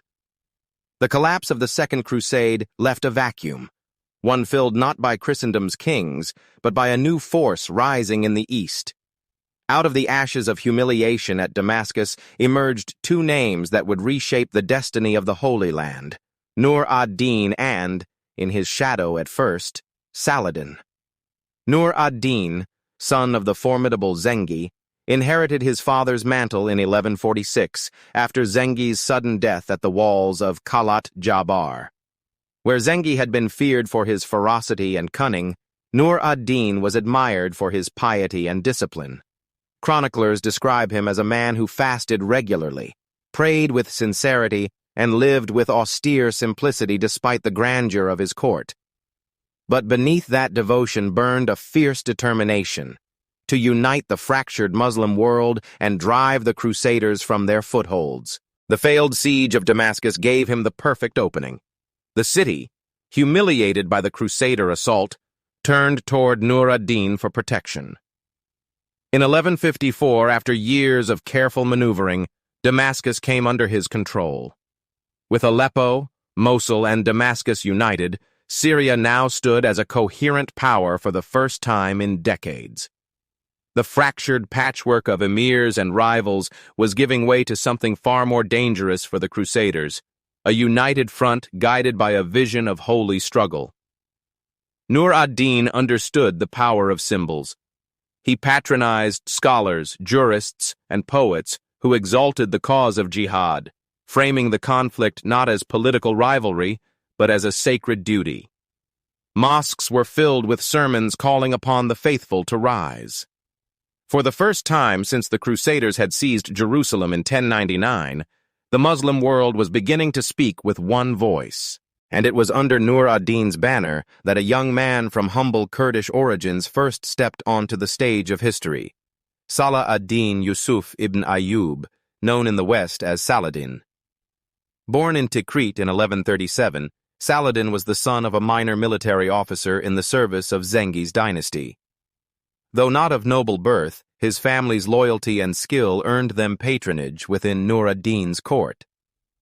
Saladin's rise was not meteoric at first. As a youth, he was bookish, more interested in theology than warfare, studying law and religion with a quiet intensity. Few could have guessed that this reserved young man would one day command armies and rule empires. But Nur ad-Din's Syria was a crucible that demanded both faith and steel. In time, Saladin proved himself not only a devout Muslim, but a capable administrator and warrior. By the 1160s, Saladin found himself serving Nur ad-Din's generals in campaigns across Syria and Egypt. It was in Egypt, then ruled by a decaying Fatimid caliphate, that destiny called. Nur ad-Din's generals, seeing the opportunity to bring Egypt under Sunni rule and outflank the Crusaders, launched expeditions into the Nile Valley. Saladin, sent first as an advisor, soon found himself at the center of intrigue, diplomacy, and war. Though still young, he displayed qualities that set him apart: patience, humility, and an uncanny ability to inspire loyalty. Where others sought glory, Saladin worked quietly, building networks of trust and competence. His reputation grew not from bluster, but from results. Nur ad-Din, meanwhile, continued to consolidate power in Syria, his court a place of both religious fervor and military planning. Though he never lived to see the full flowering of his ambitions, his work laid the foundation for a new age. When he died in 1174, it was Saladin, his former lieutenant, who would inherit the mantle of jihad and carry it farther than anyone could have imagined. The story of Nur ad-Din and Saladin is the story of transition, from division to unity, from reaction to vision, from survival to counterattack. Where the First Crusade had thrived on the Muslim world's disarray, the age to come would be defined by a single towering figure whose name would echo across both East and West as the embodiment of chivalry, faith, and resolve. The tide was turning. The rise of one power was mirrored by the decay of another. The internal crisis of Jerusalem. As Nur ad-Din tightened his grip on Syria and Saladin began his ascent in Egypt, the kingdom of Jerusalem, the crown jewel of the Crusaders, was unraveling from within. What should have been a fortress of unity against an encroaching enemy became instead a stage of factionalism, frailty, and folly. At its heart lay the curse of succession.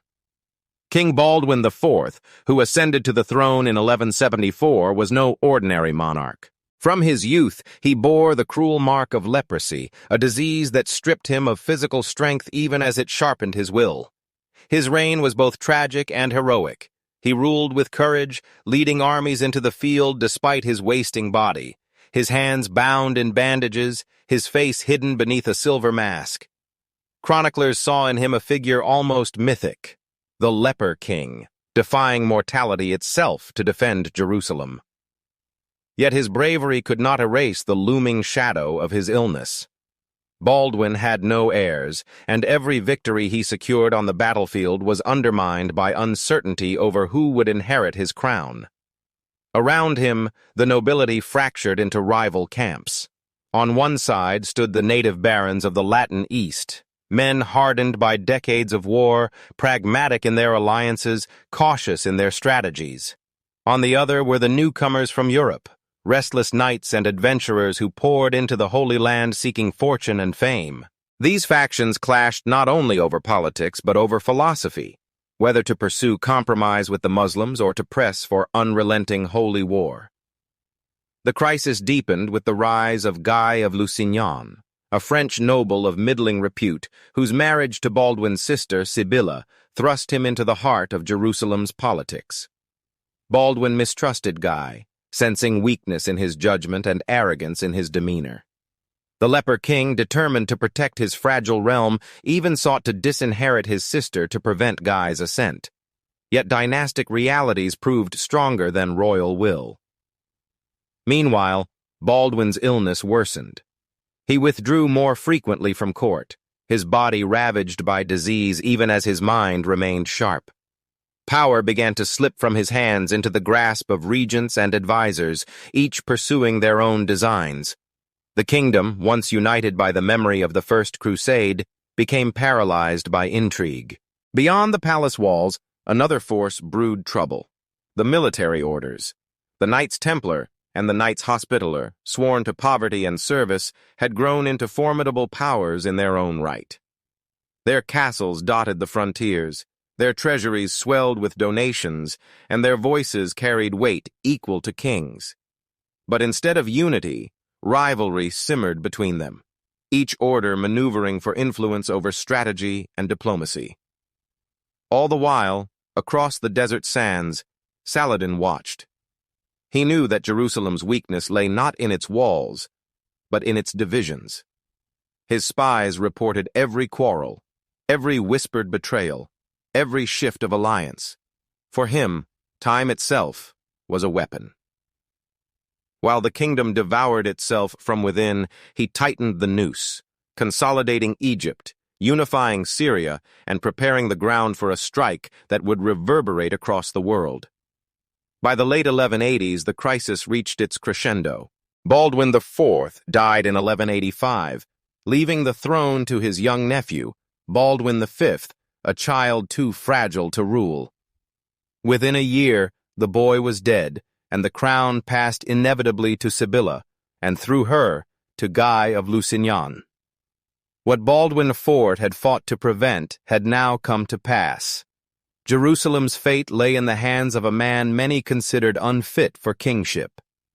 In that moment, the Latin kingdom stood like a citadel built on sand, its banners still flying proudly, its churches still gleaming in the sun, but its foundations crumbling. The unity of purpose that had carried the Crusaders to victory in 1099 was gone, replaced by feuds, vanity, and mistrust. The stage was set.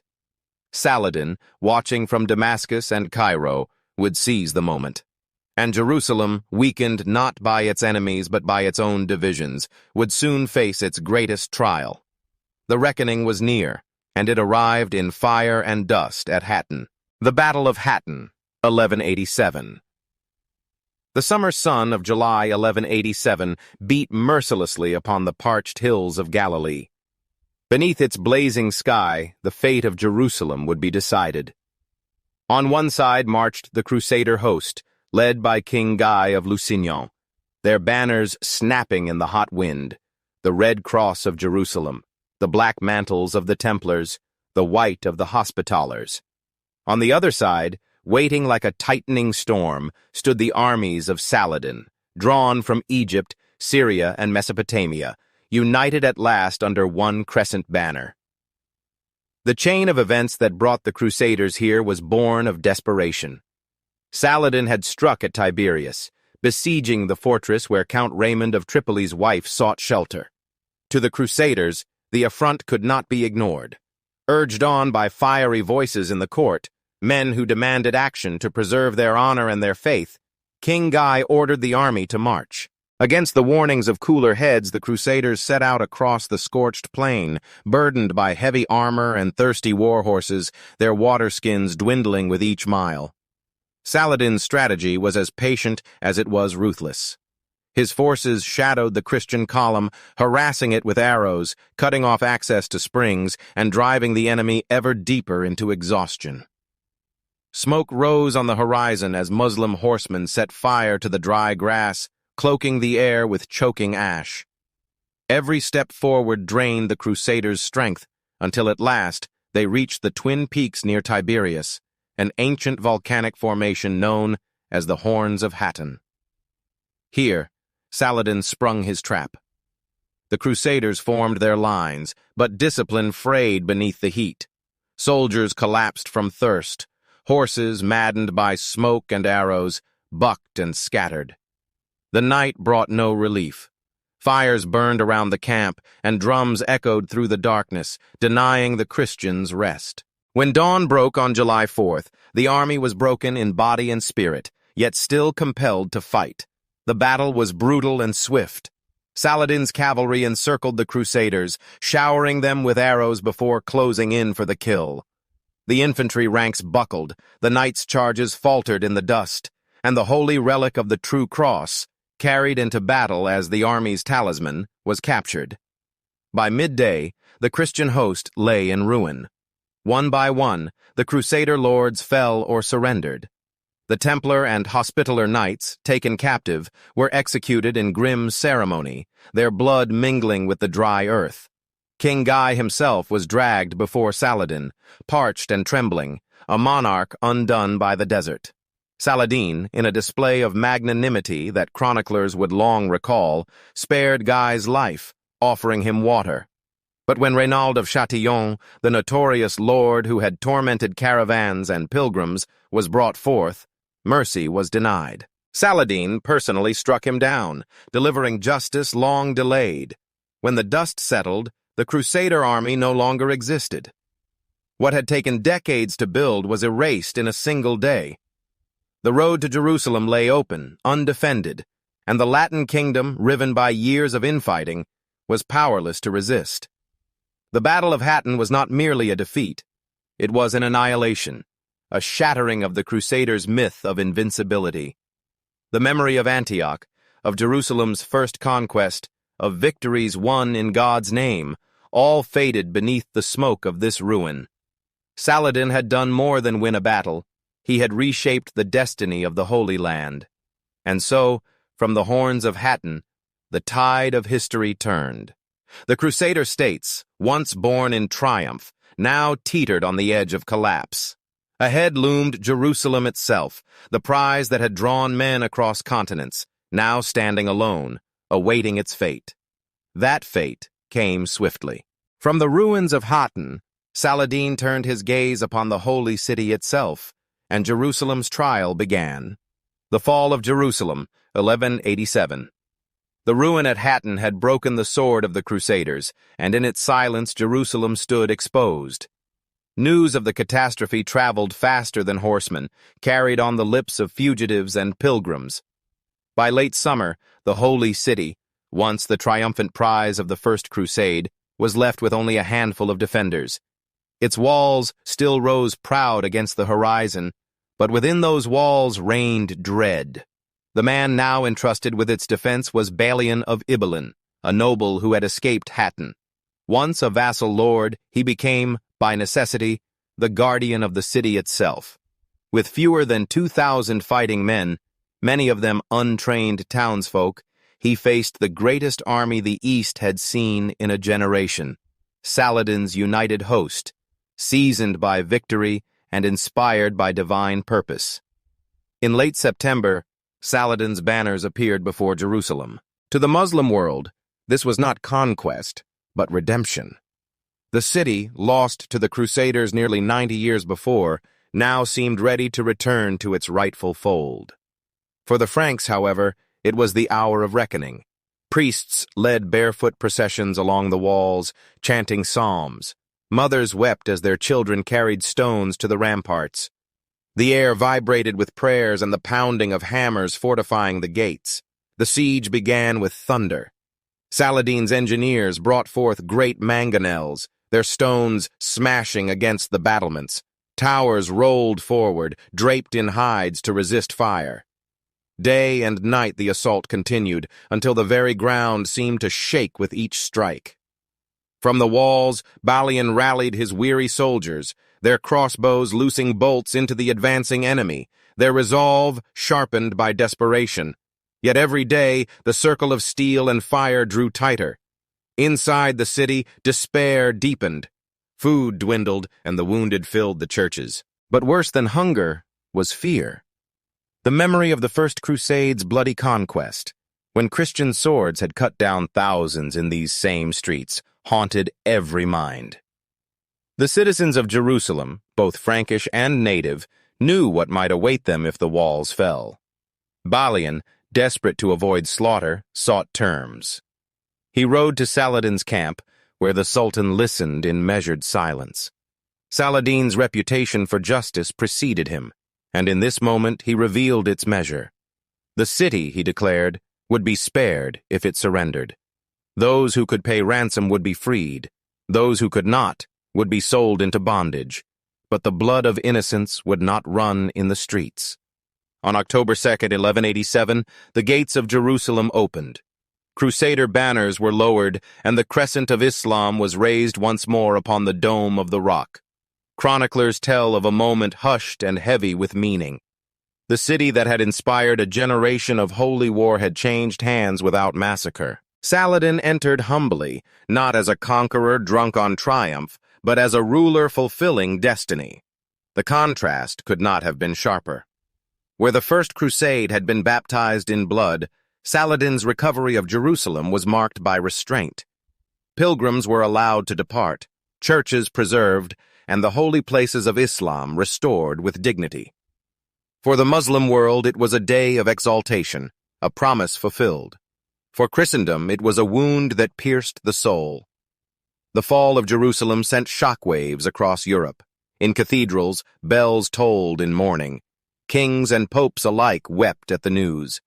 What had been won in glory in 1099 was lost in grief in 1187. And yet, in that grief, a new fire was kindled. Across the Western world, voices rose again, demanding vengeance, redemption, and another crusade. From the ashes of Jerusalem's loss, the Third Crusade would soon be born. Out of despair rose defiance, and where once barons had faltered, now emperors and kings would answer the call. The three kings marched to war. The news of Jerusalem's fall struck Europe like a thunderclap. In the cathedrals of Rome, Paris, and Cologne, bells tolled with a grief that felt almost apocalyptic. To many, it seemed as though Christendom itself had been wounded at its heart. From pulpits and market squares, preachers cried out that the holy city must be redeemed once more, and across the continent, the call for a new crusade grew louder than ever. This time, however, the response would not come from obscure barons or wandering preachers. It came from the thrones of kings. First was Frederick I Barbarossa, the iron-willed emperor of the Holy Roman Empire. At nearly 70 years of age, his beard white as winter frost, Barbarossa seemed carved from the same stone as the mountains he ruled. For decades he had fought to bind Germany and Italy under his hand. Now he turned his gaze east, declaring that his final act would be the salvation of Jerusalem. Chroniclers describe him as both awe-inspiring and relentless, a monarch who carried the weight of empire on his shoulders. From France came Philip II Augustus, shrewd and calculating. Barely into his 30s, he was young compared to Barbarossa, but already hardened by years of political intrigue and war. Unlike his fiery contemporaries, Philip's strength lay in cold precision. He saw the crusade as not only a duty to God, but also an opportunity to enhance the prestige of France on the world stage. And then there was Richard I of England, later called the Lionheart. Where Philip was careful, Richard was flame. He had inherited the restlessness of his Angevin blood, half French, half English, wholly a warrior. Tall, broad-shouldered, with a voice that carried across a battlefield, Richard lived for combat. To him, the crusade was not merely obligation, it was destiny. Songs were already being sung of his valor, and the prospect of measuring his sword against Saladin's stirred Europe's imagination. Three monarchs, three temperaments, bound by a single cause. For the first time in the history of crusading, the kings of Europe themselves prepared to take the cross together. The preparations were immense. Taxes were levied, fleets assembled, armorers worked day and night. In the streets of Marseille, Genoa, and Messina, ships crowded the harbors, their prows pointed toward the eastern horizon. The clamor of blacksmiths and the chants of priests mingled with the anxious prayers of families watching husbands and sons depart. Yet even in this moment of unity, shadows lurked.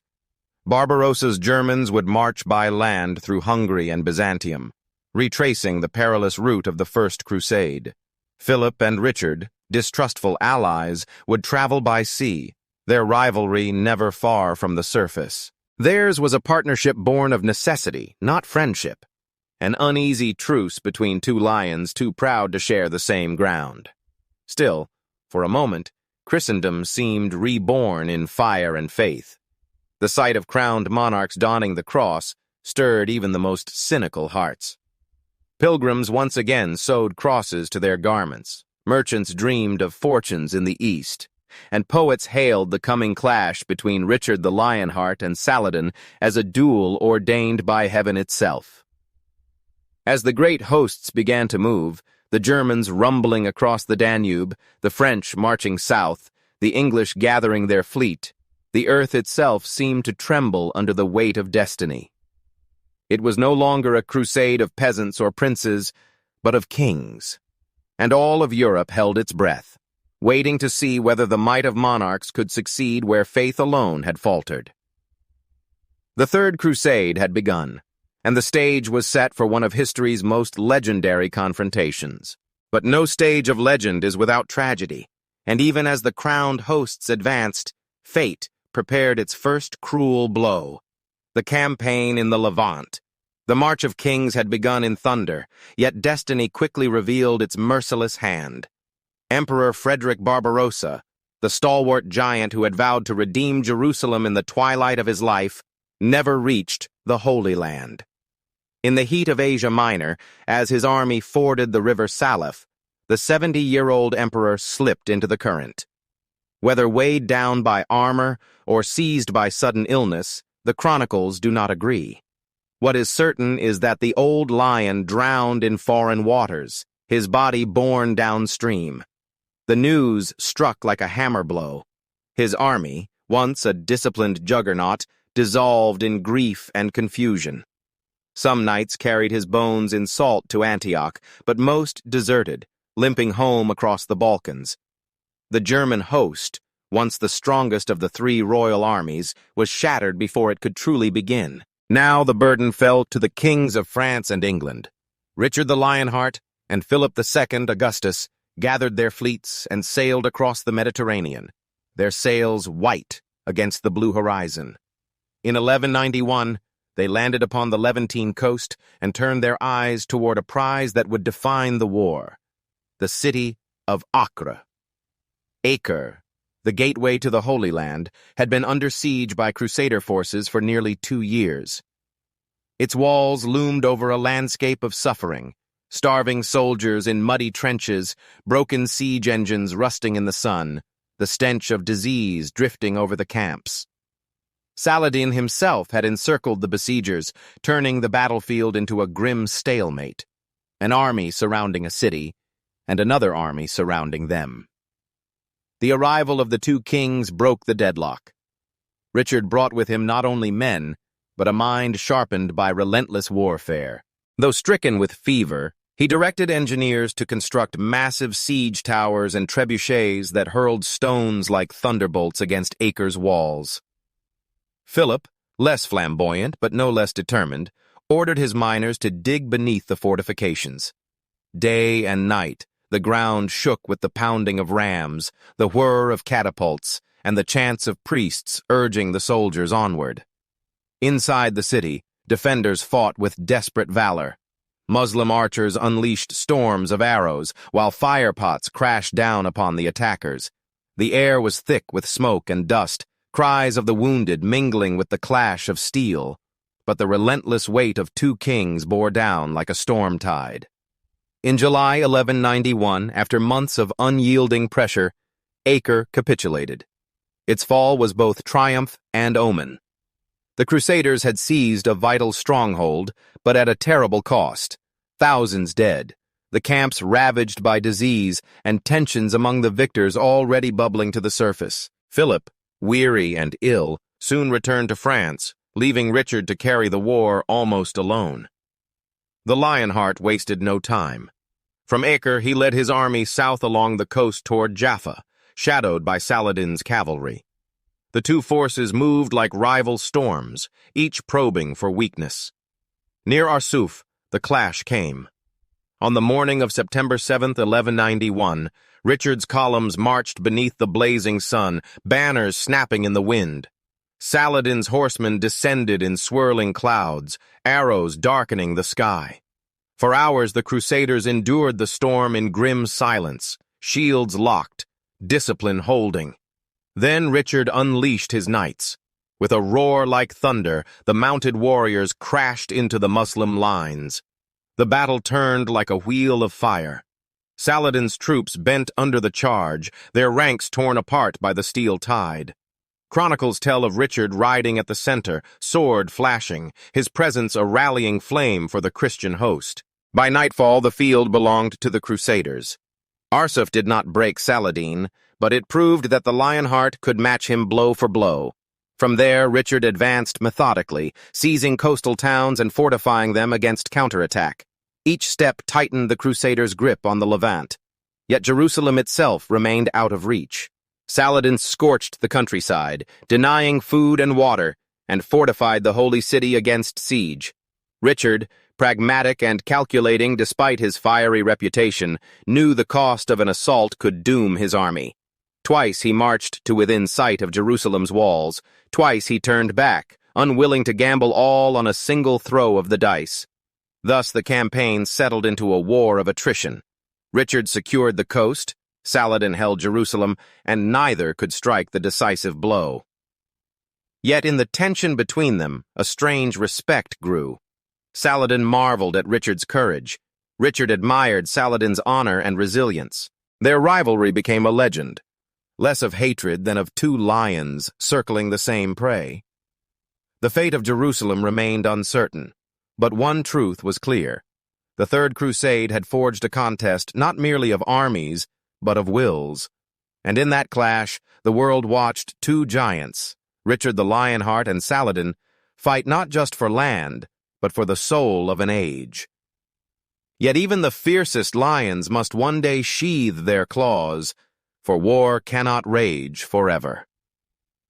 As exhaustion spread through both camps, the struggle edged inexorably toward parley. The Treaty of Jaffa, 1192. By the summer of 1192, the long contest between Richard the Lionheart and Saladin had reached its weary crescendo.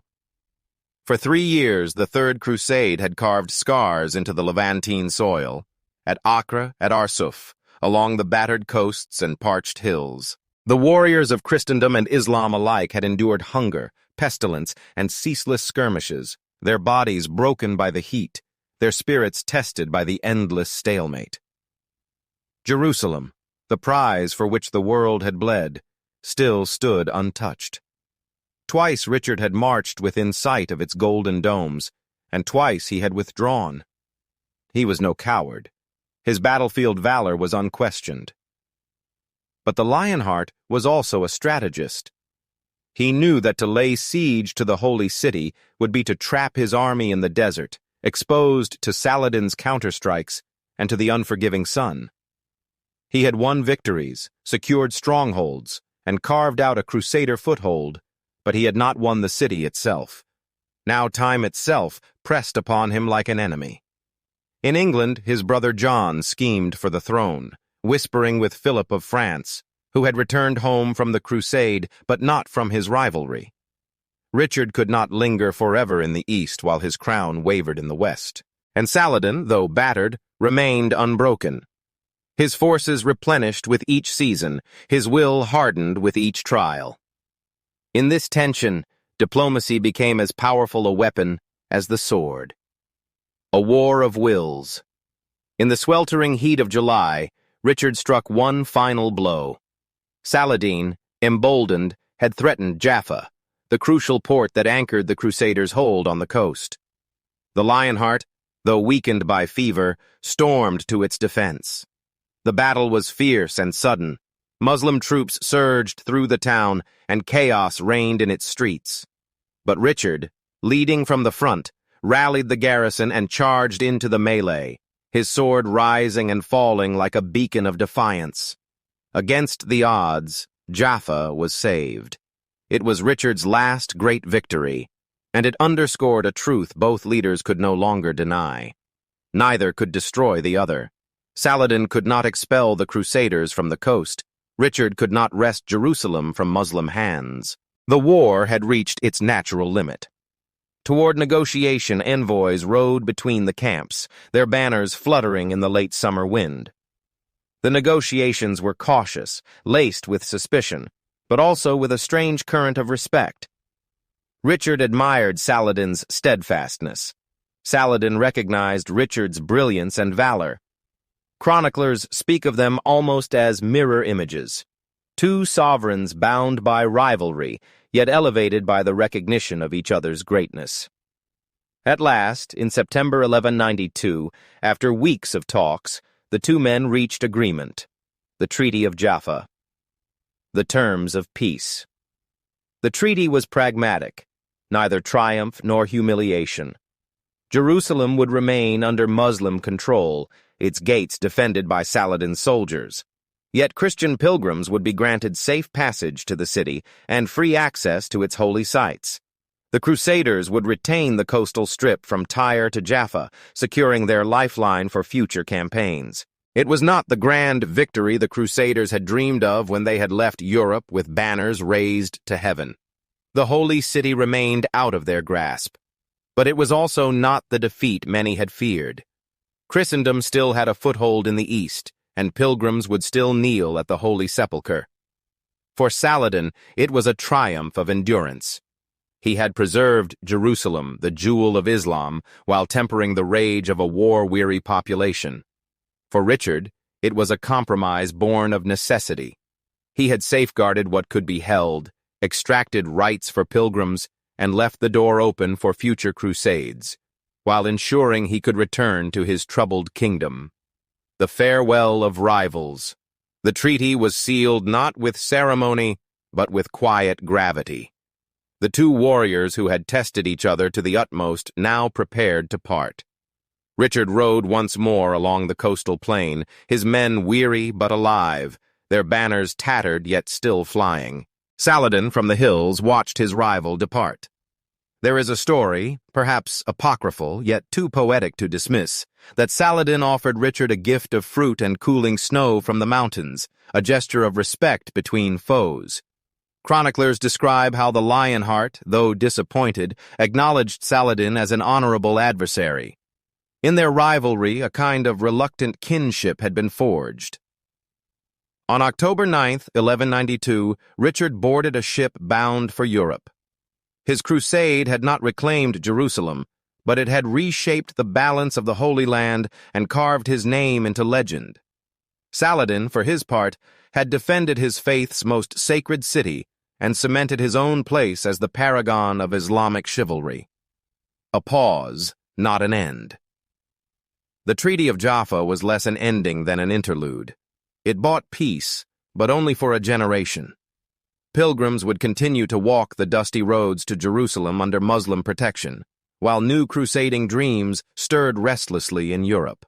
Richard's failure to retake the Holy City would haunt the imagination of Christendom, fueling future expeditions. But for that moment, under the Levantine sun, in the waning year of 1192, the bloodshed ceased. Two great lions, Richard and Saladin, had battled to exhaustion, and in their truce, the world glimpsed not conquest, but survival. The cross and the crescent, though still opposed, would coexist in fragile balance, bound by the ink of the Treaty of Jaffa. Yet peace is never more fragile than when it rests on weary arms. The truce of Jaffa hushed the swords, but beneath the silence, the fire of crusading still smoldered, waiting for a new voice to fan it into flame. The Vision of Innocent III. When Richard the Lionheart sailed home and Saladin passed into legend, the embers of the crusading spirit did not die. Instead, they smoldered in Europe, waiting for a voice powerful enough to stir them again. That voice would belong to a single man, a pope unlike any the medieval world had yet seen. In 1198, a young cardinal barely 37 years old ascended the papal throne, taking the name Innocent III. His youth belied a will of iron. Where earlier popes had struggled to balance spiritual and temporal power, Innocent declared without hesitation that the papacy stood above kings and emperors, guardian not only of souls, but of Christendom itself. His vision was sweeping, audacious, almost imperial in scope.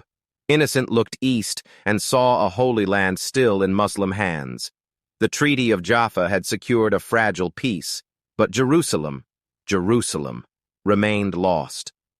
To Innocent, this was not simply a matter of politics or geography. It was a wound at the heart of Christendom. a mark of shame that demanded redemption.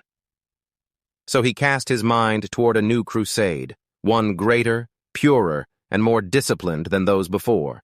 Unlike the exhausted campaigns of Richard and Saladin, this would be a crusade born not of rivalry between kings, but of obedience to the church itself. No longer would monarchs squabble over precedence. The cross would be carried under the authority of Peter's successor.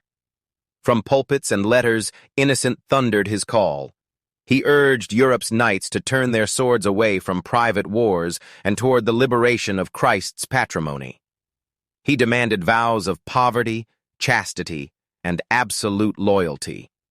His ambition was to channel the restless violence of medieval aristocracy into a single holy stream, a river of faith that would flow eastward and wash clean the humiliation of past defeats. But Innocent's vision, lofty as it was, required means as well as zeal. Armies needed ships, ships required gold, and gold was scarce in the feudal coffers of Europe.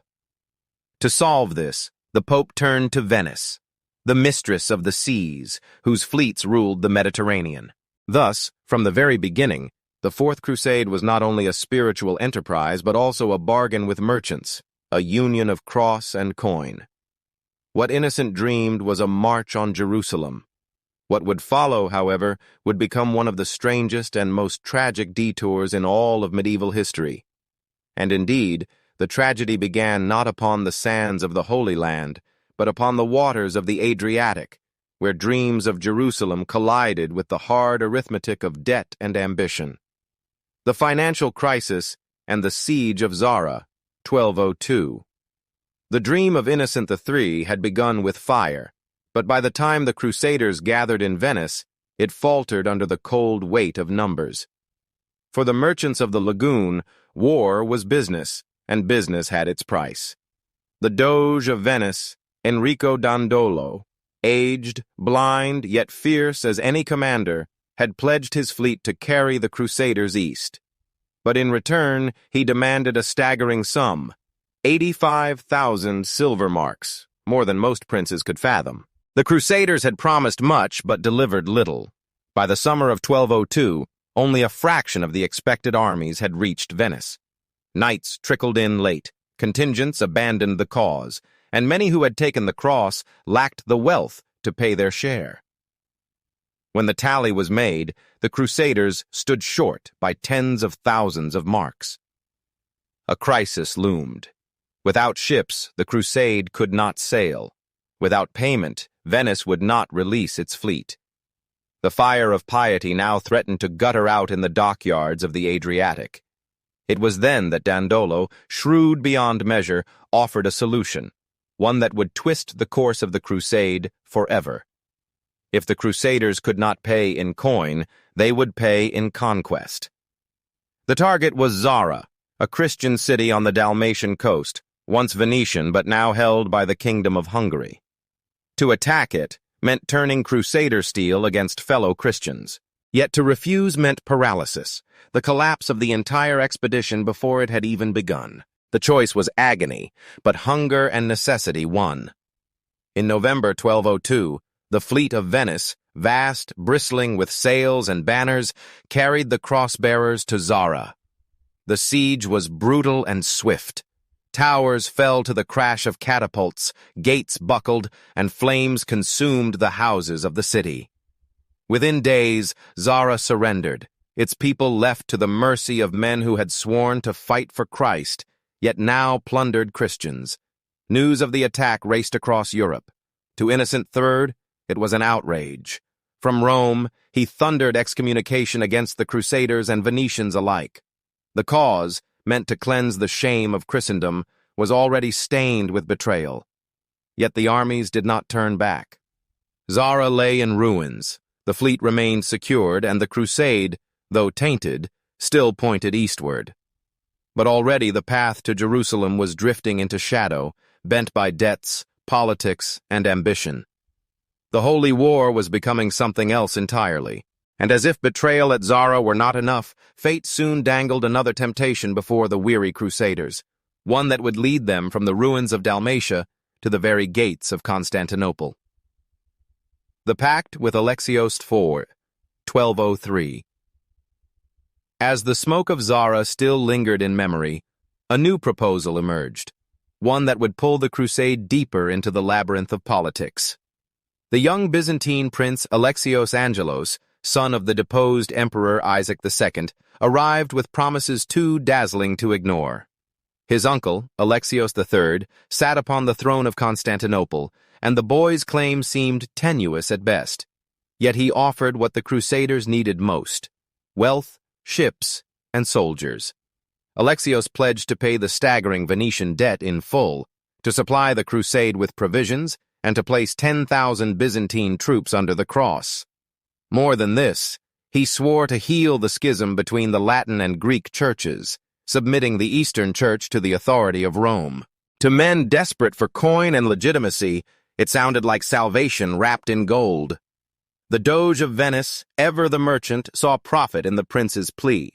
Leaders of the crusade, torn between conscience and necessity, weighed the choice: continue eastward toward Jerusalem with empty coffers, or march first on Constantinople and gamble the holy war upon the intrigues of emperors. The pact was struck. In the spring of 1203, the Crusader fleet, its sails white against the Aegean winds, bore not toward Syria, but toward Byzantium. For the soldiers on deck, it was a strange and uneasy voyage. They had sworn oaths to liberate Christ's tomb, yet now they advanced to enthrone a claimant in a city famed for its gold, mosaics, and suspicion of the Latin West. In Constantinople, the arrival of the Crusaders caused panic. From the sea, the sight was breathtaking. Walls rising like mountains of stone, towers crowned with banners, and the glitter of domes catching the sun. This was no frontier stronghold, but the queen of cities, heart of an empire that had endured 1,000 years. Whispers spread. Could the Latins truly force the gates of such a citadel? To some crusaders, it seemed impossible. To others, it was destiny. The pact with Alexios IV had set their course, binding holy vows to worldly bargains. What began as a crusade to Jerusalem was now entwined with the fate of Byzantium. And on those walls, as Greek fire glimmered in waiting, the city itself seemed to hold its breath. That breath would soon break in chaos, for the fragile pact that had carried the Crusaders to Byzantium was about to shatter, unleashing a storm neither side could contain.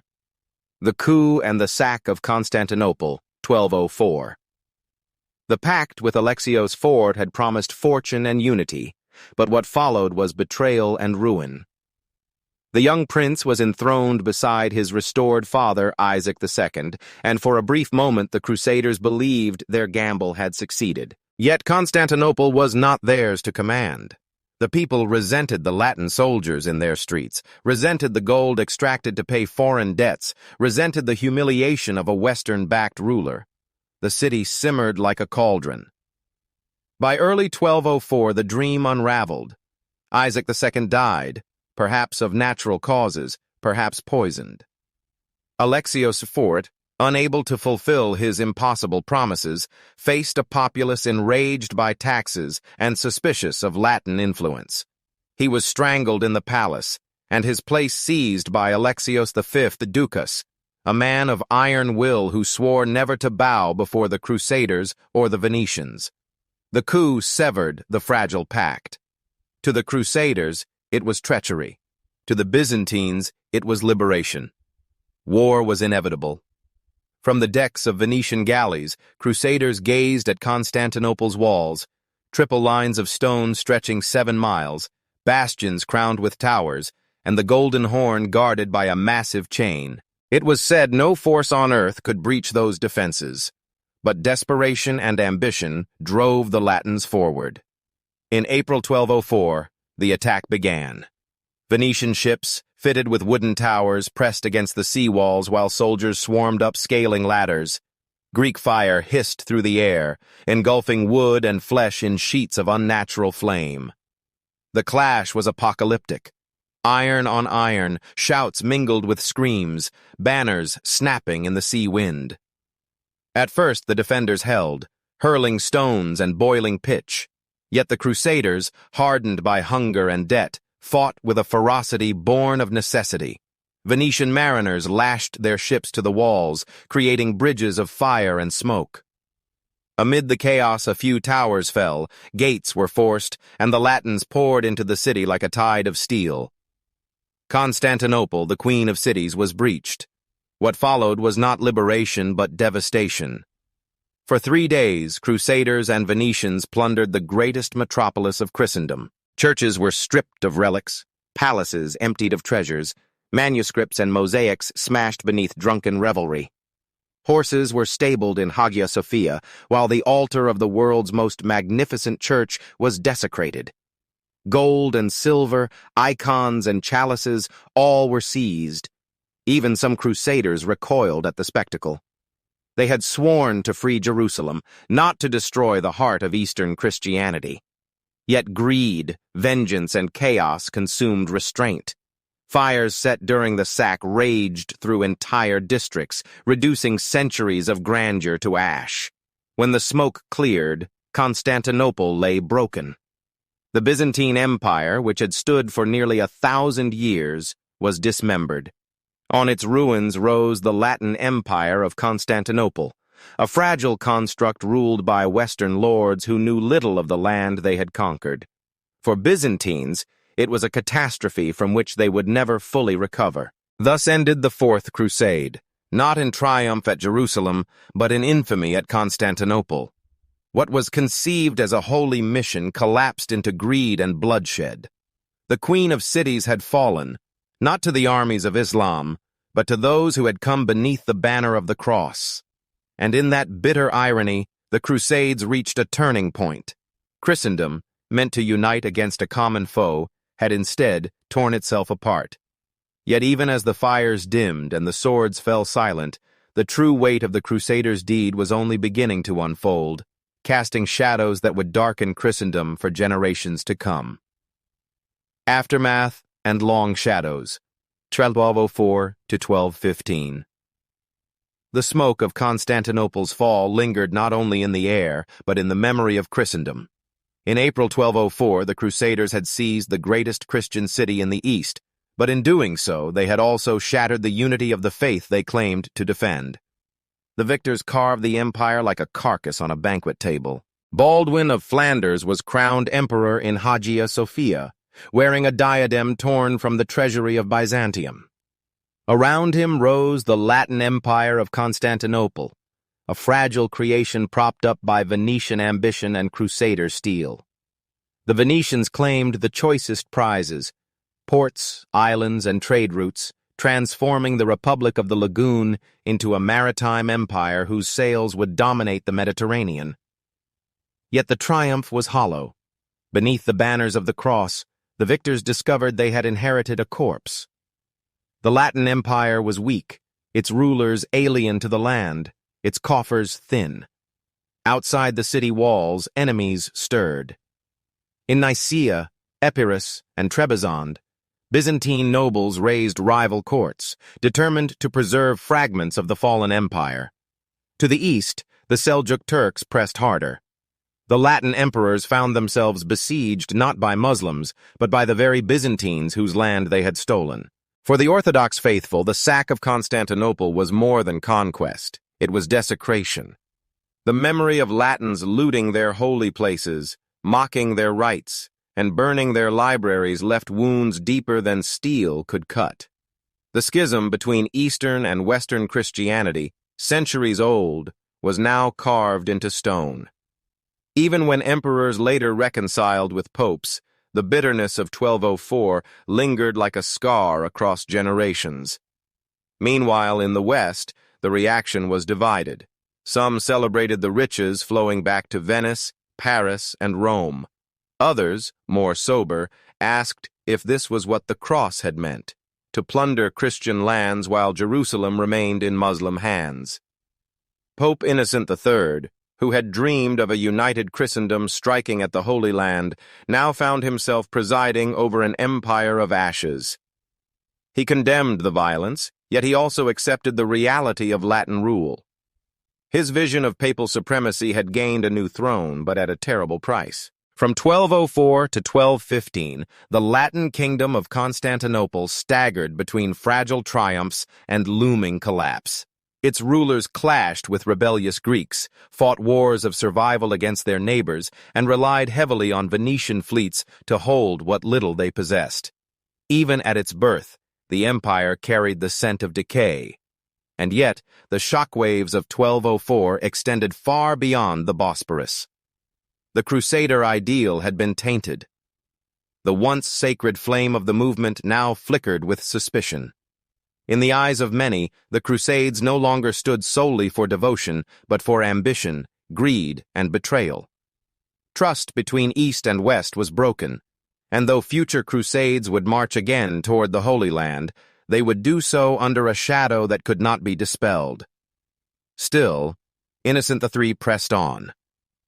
At the Fourth Lateran Council in 1215, he called for yet another crusade, hoping to reclaim Jerusalem and restore the holy purpose of the movement. The council was grand, attended by bishops, princes, and kings, and it reaffirmed the authority of the papacy over Christendom. But the shadow of Constantinople lingered. Few could forget that the greatest Christian capital had fallen not to Islam, but to the cross itself. Thus, the story of the Fourth Crusade ended not with victory, but with fracture. A crusade launched to reclaim the Holy Sepulchre had instead redrawn the map of the Mediterranean and deepened the rift within Christendom. The Byzantines, though broken, would eventually reclaim their city in 1261, but never their former glory. The Latins had won a throne, but lost the moral heart of the crusading ideal. In the end, the sack of Constantinople was not merely a turning point in the Crusades, it was a turning point in Christian history. The fall of the Queen of Cities had cast a long shadow, one that stretched across centuries, shaping not only the fate of Byzantium, but the very soul of Europe. And so the chronicles close, a crusade born in hope, consumed by betrayal, and remembered in tragedy. The holy war that should have united Christendom instead left it divided, and the echo of 1204 would haunt the medieval world like a ghost that refused to rest. And from that restless ghost arose a question that echoed through every church and court of Europe. What had the Crusades truly become? Epilogue. Echoes of the Crusades. The Crusades began with a cry for liberation, a vision of knights marching east beneath the banner of the cross to reclaim holy ground. But history rarely follows the script of dreams. From the thunderous call at Clermont to the burning ruins of Constantinople, the Crusades revealed the contradictions of faith and ambition, of devotion and greed. For centuries, they were remembered as a struggle of civilizations, cross against crescent, east against west. Yet beneath that surface ran a deeper tragedy, the tearing apart of Christendom itself. In 1204, it was not the armies of Islam that struck down the Byzantine Empire, but the swords of fellow Christians. That wound never fully healed. The Eastern Church saw betrayal, while the Western Church sought justification. In the chasm between them, mistrust grew like a shadow stretching across time. And yet, the Crusades were not only a tale of destruction. They opened roads between worlds, carried ideas and knowledge across seas and deserts, and reshaped kingdoms from England to Egypt.